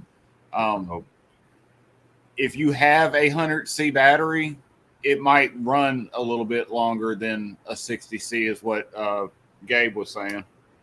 Okay, yep. Okay. Misunderstood. Gotcha. Whoopsie RC, welcome. Hello, good evening. So, Tank, do you have anything that you would like to add to our conversation with Lipo batteries? Anything that you would like to share?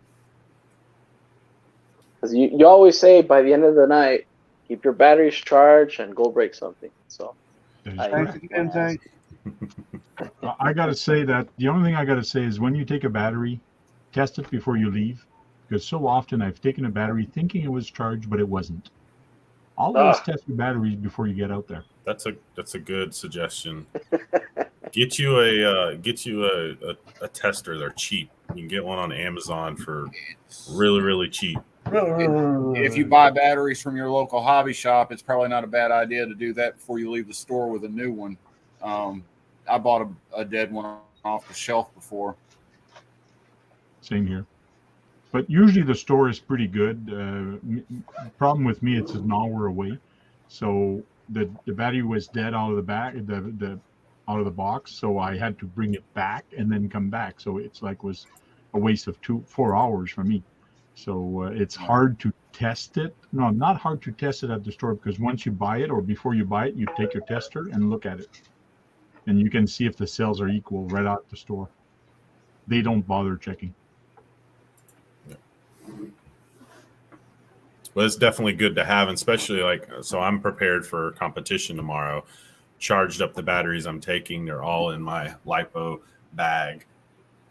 I will take my checker with me tomorrow as I'm going through the day and using batteries and tossing them back in the bag. At some point in time, they're going to get mixed up, and they're not all exactly the same batteries. There's like 2 for one vehicle, my Trail Walker, 2 for my Predator, and then 1 for my 6x6.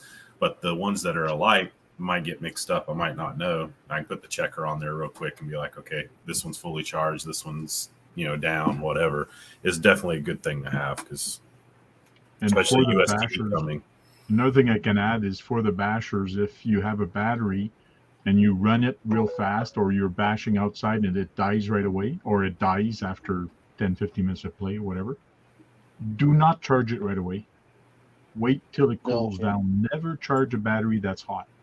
Same thing goes reverse. If you take a battery right off the charger and it's still hot, don't put it in your truck right away and go bash. You can put it in your truck and wait a bit, but it has to cool down before you run it, or else that's why they puff up. That's why they get bigger and they puff up, is because they're always running hot and they don't have time to cool down. So just take your time with the batteries. Always have a spare one. That's correct. That is definitely correct. Which Brian might have something to say on this, because I know that I've heard the saying, there's people that do like their batteries warm because they discharge a little quicker. For drag racing, they'll discharge them at a high rate and then charge them at a high rate before they run them. But they never get the lifespan out of a battery that, a normal person would. So, I mean, for a beginner, it's probably not a good idea to discharge at 30 amps and then charge at 30 amps and then go out and run it. What Tank's saying is perfectly fine for beginners. But yeah, I mean, for drag racing, but a totally different genre. So, I mean, in a whole nother conversation. So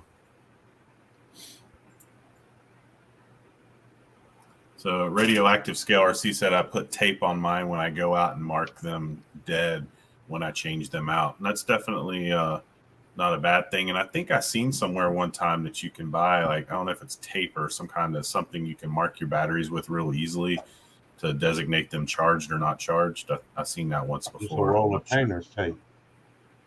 Yeah, I mean, you can use any kind of tape really to do that, but I think there's something that's actually made specifically for RC batteries, and I'm trying to remember who showed it to me.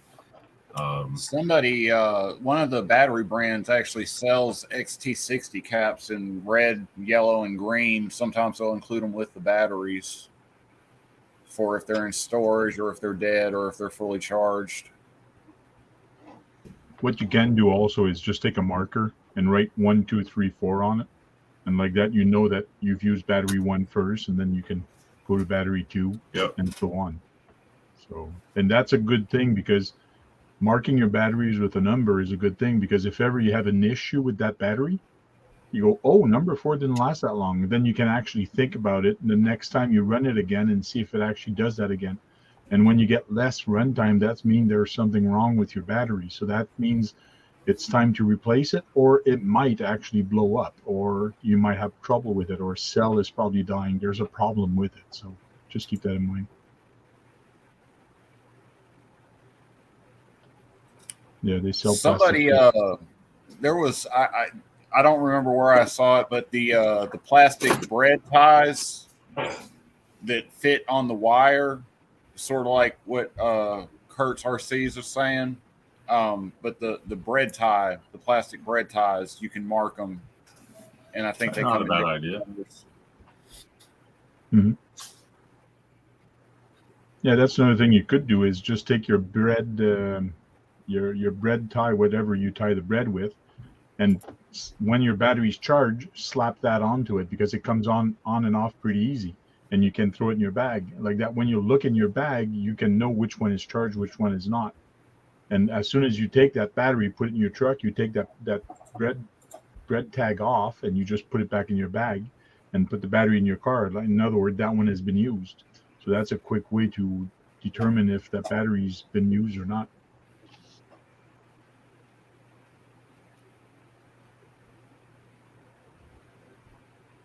So Turnigy has a battery charge marker.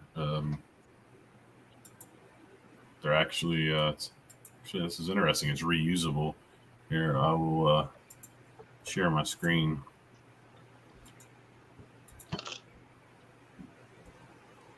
So they have these that you can stick on it, and you can move it from green to red to show if the battery's, I guess charged or not charged. So it's $3 for 10 of them. That's pretty good. $4 for 10. Yeah, I agree. That's not a bad price for being reusable items. So you just stick it on the side of the battery like that. That's not bad. I know I've seen something similar to this, but it was a little different. That's what I was trying to find.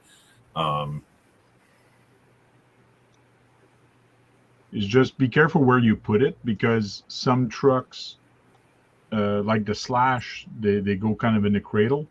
So it's kind of odd. And sometimes they're squished right on the side and they're squished right on top. So sometime off to the side or right in front is a better place for it. So just make sure wherever your car is going to be, that's where you're going to be putting it. So just be aware of how it is in your car. So Kurtz had said they sell plastic clips that have different colors. Radioactive Scale RC said he had those clips, lost them first time out, and I 3D printed a bunch also, but find the tape easier and quicker. And I again, teach their own too. I mean, whatever works for you. Or you think's gonna be easier for you to keep up with. Radioactive actually made these sandrails for me, and he made some from 11 Charlie also. I seen I think 11. No, I seen these actually. I seen you posted these on Instagram today or something, didn't you? Yes, because I actually went to 110 Hobbies at the local hobby store. Well, local. It's 2 hours from me. So I drove there and I had 6 of them, 2 of the Tank RC and 2 of Holly's. Yep, Holly's. I saw that post you did. Yeah, so I got Holly's and the Tank RC. So I actually left 6 of them there, 2 of these and 4 of these, and they're actually on the wall at the hobby store. That's kind of cool. So that is cool. Your logo in this packaging is at the store and for sale for people to actually pick up. So that's cool. Nice work there, Radioactive. And I got to get a hold of Radioactive to actually do a proof for 110 Hobby, their color. He might buy some and put it on his shelf because he really liked the quality of it. And I told him that you print really nice chainsaws and a bunch of other stuff. I meant to bring it with me, the other sample you sent me, but I forgot this morning when I went. So hopefully he'll get some stuff from you and put it in his store. He said, thanks for the shout out, Tank. That's cool. I just ordered a rig from Paul. Cool. Yeah, saw that on Instagram. They look nice. Yeah. And Paul, I just picked up these skis. They're Dubro Snowbird snow skis. So they're just a pair of skis. And I'm going to install them on a 2-wheel drive Slash. So they basically come in 2 pieces. Like this, and you get this piece. They're usually for a plane for landing. Yeah. Okay. But you do have to drill this out a little bit bigger because the shaft is too small. And there's nothing for the hex. So I told Paul, why don't you 3D print a new piece like this with a hole with a hex? But meanwhile, what I'll do is I'll just take my Dremel and I'll do a slot, and that's going to be for the pin. So I'll see how that goes, and it might sit too low, I don't know. But that's why I told him, why don't you just print me a bigger, taller piece, 3D print, and built-in X into it. Like that, we can just screw it onto there. So you can say, that's a good idea. So I got to give him some measurement. But that's going to be a cheap ski for a two-wheel drive Slash. So Nice. here they were about $12 each. So that's $24 for a pair of skis compared to the $100 and something that other stores are selling them for the Slash. If you have snow. Yes. Or crossing a river too. You know those river crossing people do? That'd be a good way to actually do it. You put paddle tires on your car and go. See if it'll keep the front from sinking. Let the back keep itself up. Yep. All right, ladies and gentlemen. So as promised, so here it is. So technically, the Enduro Sendero has like this little piece here that goes here. FaceTime video. That's basically what I cut off, and it looks horrible. You know, I wouldn't say it looks horrible, but it's not as bad as what you made it out to be. It's, exactly. Yeah. You can notice it. It's noticeable, yes, but I wouldn't say it's horrendous or anything. Why did you cut it? it's because it was rubbing on the tires. Okay. So like I did cut from here, and then I said, well, might as well just cut from here. But I didn't think, because obviously, look, this had to be matching with this, and as soon as I come, like, oh, that looks horrible. So there you go. That's what I did there. Yeah, but overall, you know, this is also a little great truck. I love it. Cool. It's just that. That's the only thing I don't like. Well, you did the the same way thing to- in front. You cut the front also. Yeah, here, yeah, I did here, and then I did a little trimming here. Just on, oh, sorry. Just here, because I had to fit the bumpers from Scalar Frat. Let's see. There, yeah, there. So. Cool. Then I had to cut a bit here and make it look nice. Yeah. I mean, to me, had you not said anything about it, I wouldn't have really. I mean, I'd have noticed that it was higher, but I would have thought that there would have been a, perfectly good reason for it. It doesn't look bad. I mean, no, to me it looks bad. It looks horrible. It looks hideous.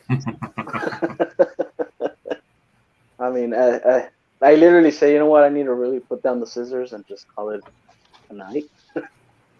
That's not bad. But, one. And well, thank two, you. Thank you. I like it. But have you ever? I don't know if you're familiar with the diamond plate tape. Like you can actually correct that. Yeah. So look, like I said, what are the best ways to fix that? Element RC does sell you the band for this. The only problem is that it is unpainted. So it's going to be pretty tough, to find this exact color in a bottle or a can of paint, right? Airbrush. And then two, you can get the HD band, can't you? Correct, yeah. The HD Sendero has that other looking one. I can just remove that bit and then just put that on there. So you can do that. And three, I don't know. I guess just make the best of it and just. It looks all totally fine to me. Yeah, and it does, man. Sometimes I kind of overreact, but I just gotta live with it, use it a little more, and then just love it. And I guess this is a truck that I truly personalized. So, but yeah, it's just that piece there. That it's missing. So there you go.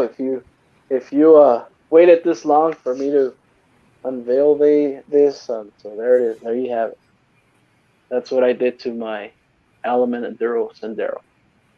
If you want to see the vehicles that I have from Element RC. So it's this one and my Ecto, which I also acquired recently. So there you go. Comment down below which one you like best. By the way, I think the bumpers you have from Scalar Fab, I think that's the pre-runner bumpers. Oh, is that right? Okay. Yeah, which is basically what I have on my Trail Walker. I don't really like those. Especially the back one, it gives a lot of extra ground clearance. Yeah, man, ground clearance, and then it just gives it, a balanced weight.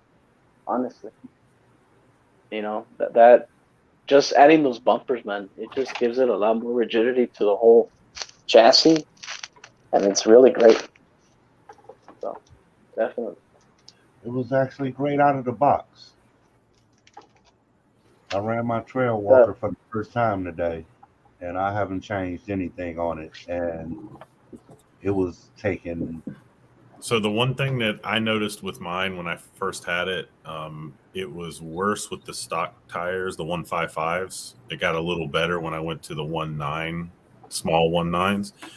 The molded back bumper would catch, at times on rocks, going up. So when you do the Scalar Fab rear bumper, you actually have to cut the molded bumper off for it to fit, and it's designed to fit the body fits right on it. And so that gained clearance for me.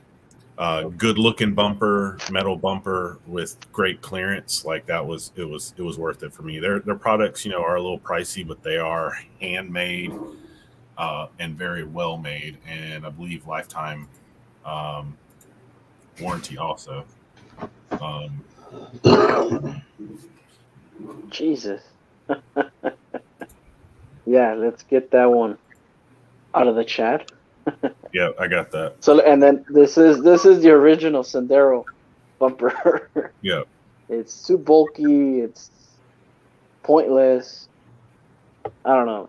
I definitely had to change this, and I went with Scalar Fab. So, yeah, I do love Bring it. that closer so I can see it. The Scalar Fab. Yeah, Brent, show your rear Scalar Fab bumper. Good. Of course, yeah.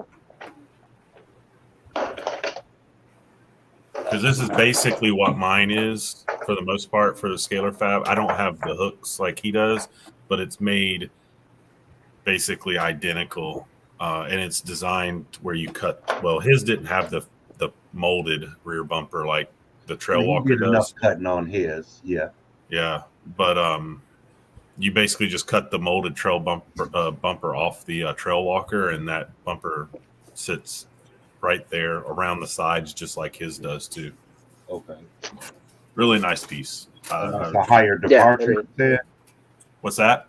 That's how you say that's a higher departure. Yeah. Yes. Cool. Okay. Yeah, absolutely. And you can get any of their bumpers just like he did. You can get it with the with the hooks and stuff. I purposely did not get mine that way because it was for competition. I didn't want to have it anything extra on there for that reason. Mm-hmm. But yeah, they make a very good product. Definitely, yeah, and I will agree to that too. Definitely. And is that a specific site, or can I go to my sponsor for that? No, I don't know if any of the companies carry them, but I know they have their own site, Scalar Fab. I believe it's scalarfab.com.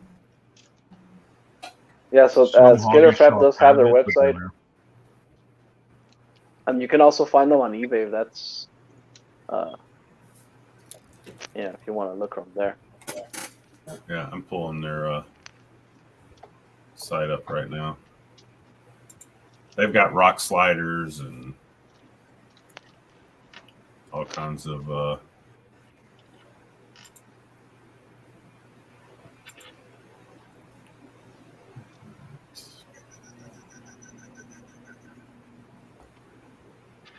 Jesus, it's pretty crazy, the last person that comments, really.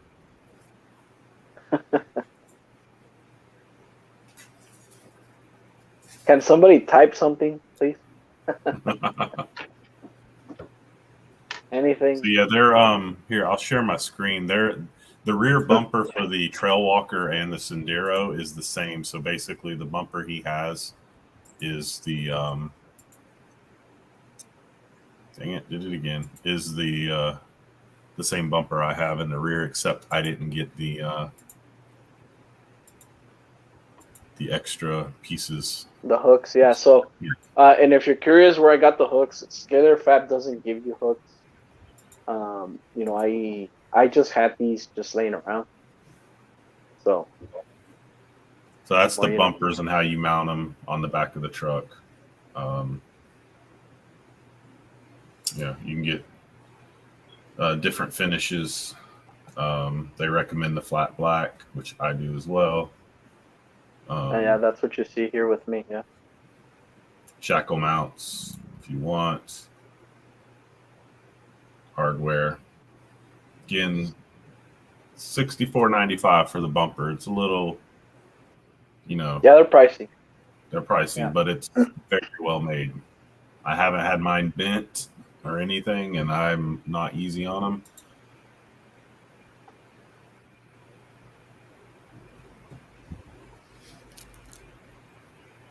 They have a full-sized rear bumper, which is this one, which is a little cheaper.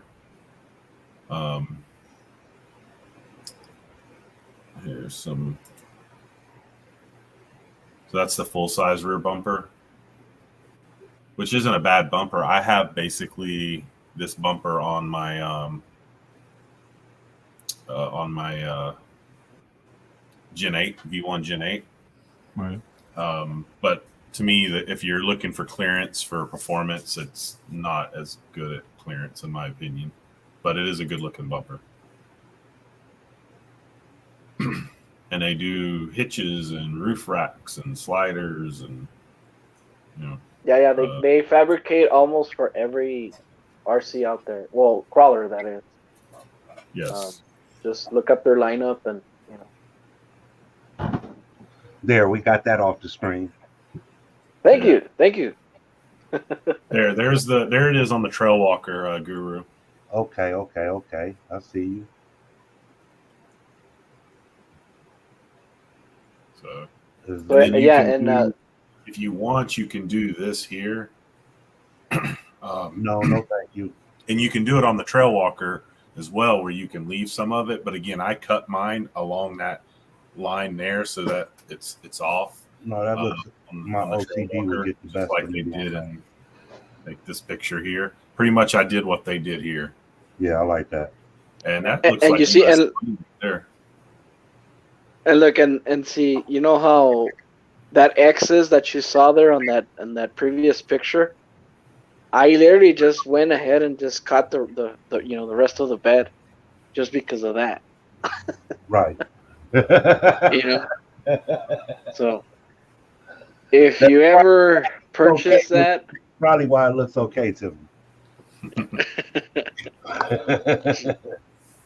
So there you go. So the new Redcat Low Rider was shipped out today for the Canadian market. Sweet. And there's only, directly from Redcat USA, there's only 4 stores in Canada that are getting the first batch. So are you going to get one? Probably. The chance are probably 90% right now. So yeah, I figured so. You got to have one to match your other one, right? Yeah, well, I was going to get another one. I was actually going there today to pick up the GTO. But then I'm looking at the price of the GTO, and I'm saying, okay, the other one is way more, but like I don't have the budget to buy both. So I had to pull the trigger and say, okay, which one should I get? And to me, it has to be the other Redcat. So I wish I could buy it without the remote and just bind it on the same remote I have. Because now I'm going to have 2 remotes. Bless you. But they probably are going to come out with a kit version just like they did for the other one. Because the other one, they have a slider for it without a body. So. Hey, the Patriots scored again. Oh, yeah, that's great.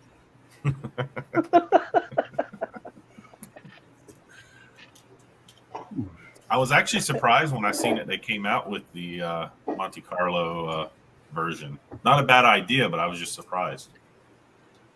And Jeeve, the guy that helped build them, he actually put two Reef servo, the 300 servo, in the front, and he's actually making it jump with the two of them. Yeah, nice. So some people say they don't jump, but they do if you put fast enough servos. Yeah. 47-17 Buffalo wins. Yeah, there you go.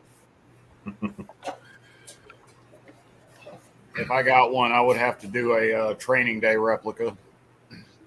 Training day? Oh, that'd be cool. I know it's referencing there. Oh, that's right. Yeah, it's a black one. Yeah. Yeah. Yep.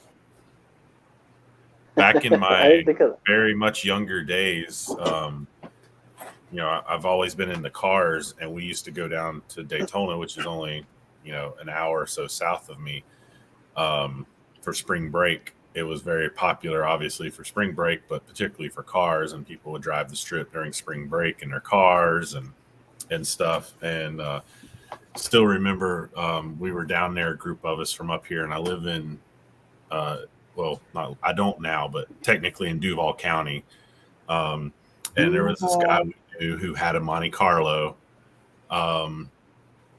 and with hydraulics on it, and it was blue, and he stopped in the middle of the road and had it up three-wheeled almost completely sideways and got up on the window sill and was yelling Duval. Of course, we were all like chanting and everything, and he actually got a ticket for that. Later, Kevin. See you later, Kevin. All right, Gibbs. Kevin Gibbs, how's it going? Yeah, he had a rough day. He says he's going to bed. I understand. Yeah. Thanks for stopping by, my friend. Duval didn't do it. And it's funny now because that was 25 years ago or something. And now, we have the Jacksonville Jaguars, and like when you go to a game, like there's this chant Duval that they all do, and that's related to the Jacksonville Jaguars and everything. It's funny because this was well before that ever became a thing. He was chanting Duval in the middle of the strip with his Monte Carlo up and three-wheeled. Right. The younger days. Tank. What? I just wanted to show you this right here. This is nice. This is an R1. Ooh. Oh, it's getting there, eh? Just electronics to do, I guess. Show it again. I just got to tie it down. Zip tie everything down. Put the body panel on. You going to do a special paint job on the body panel? I'm actually going to do the AZIPA.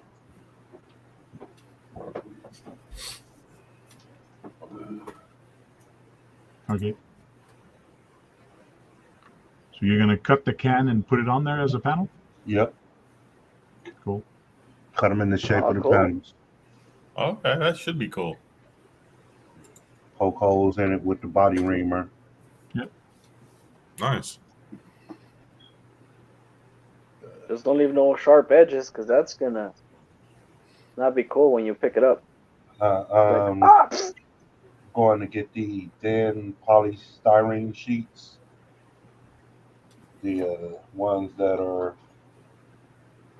thinner than. I don't know if you guys are familiar with these polystyrene sheets. Yeah, I use those all the time. Yeah. Yeah, I got it. Tank uses them, and Dennis also uses them. He gave me some for the Capra. Cool. Looking forward to that one, man. Cool. Yeah.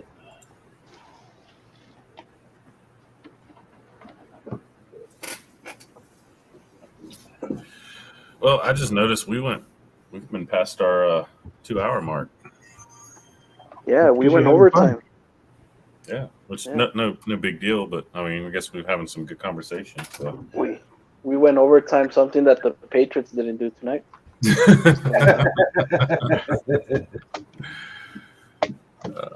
Maybe next year, huh? Yeah, that's what it looks like. So we had a good run. Why was it? Was it for the cup? Was it for the playoff? We were wild card to go to the playoffs. Yeah. Okay. So we were close, but we lost. So we're packing our bags and wait for next season. Oh well. So you can imagine what my phone is going through right now. All the hate. Belichick stomping his feet, saying, "I'm going home."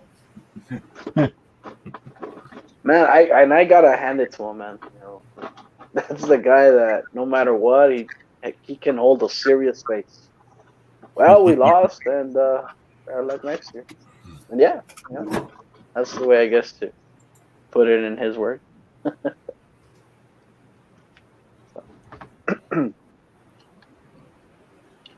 People bitch about Tamiya having Phillips screws on their stuff, but Dubro, which is a RC company for planes that's been making stuff for years, they still use flathead screws in their kit. So there's a bunch of screws that come with this, and they're actually flathead, not in that. Hopefully you have some flathead hexes that fit. I just checked. It's not the same thread. It's just a little bit off. It's not metric. Sweet. So I have to use it. That's great. Uh-oh. Oh, well. Oh, well. The pain Better of luck next year. Custom work.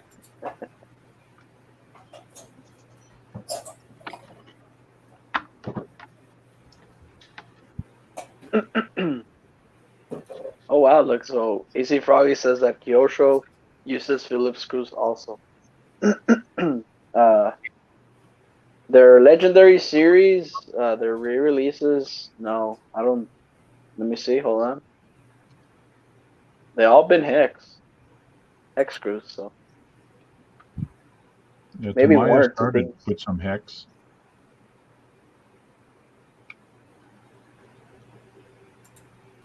Even the Kyosho, what is it? The Outlaw Rampage Pro Kit. It even comes 70% complete. That even comes with hex screws. Oh, you have one, right, Tank? Yeah. Have you been using that one, Tank? Yep, I used it once or twice this year. Yeah, same here.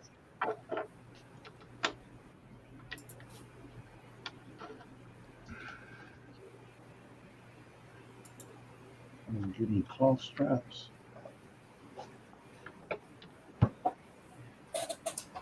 Kyosho's coming out with a very nice body soon.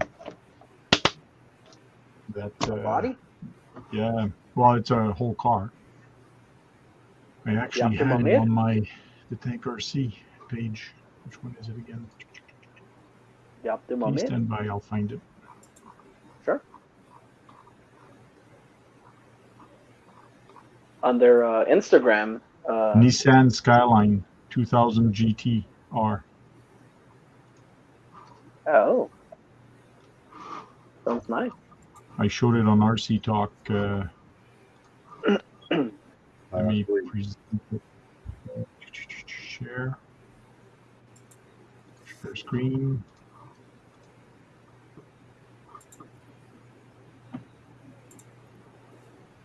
That looks nice. And the back also, like, it's really, the details on it are very nice. Oh wow. Yeah, that looks really nice. That goes on the phaser or the mini Z? Phaser. Mini Zs don't have body posts. Really? So that's going to be a phaser 1/10. Wow. Yeah. Phone totally dead. Mm-hmm. Lovely. Yes, he is. Nissan Skyline. That's another one I might have to buy. Like, you got to stop bringing out new stuff, for frig's sakes.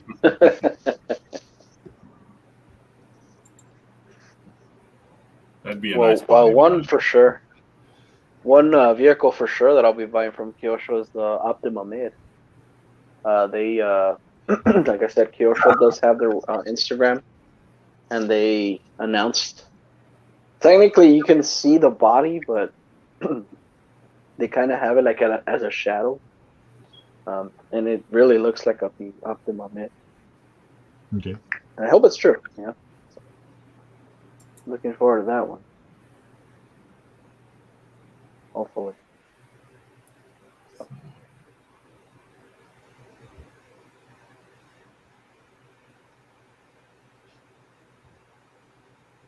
Yeah, I've been spending some time on Thingiverse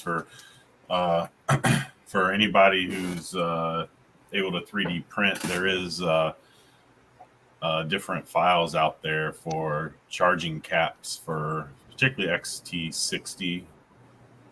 Actually, I like this one I found here. I might print some for my XT60s that I have. It's pretty cool looking. Let me see. So once it's charged, you put a cap at the end? Yes. So it's 3-sided. So based on if it's full or empty, or I guess partially full, or maybe that would count for storage charge, maybe. Cool. Yeah, that's neat. Yeah. Trying to see if I can find some for Dean's, because unfortunately I have mostly Dean's. Yeah, that's why I say I have mostly Dean's. I was just going to ask Todd, RC Ohio, to print me up some. Yeah. I'm sure there's some out there. I just hadn't gotten to them yet. So that's pretty neat. Yeah. So there's definitely some options out there for your Lipo batteries for marking them. And obviously you can always tape them and write on them or whatnot. So.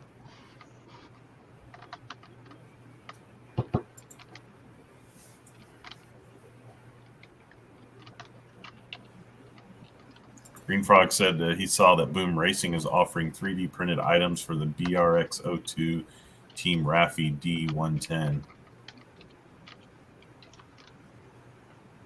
Oh, yeah. That's cool. Team Associated also for their night. What is it? The night. I keep calling it the Night Runner. Is it Night Runner? Yeah, that Toyota kind of look alike. You can print out the snorkel and a bunch of other. Yeah, that's pretty cool.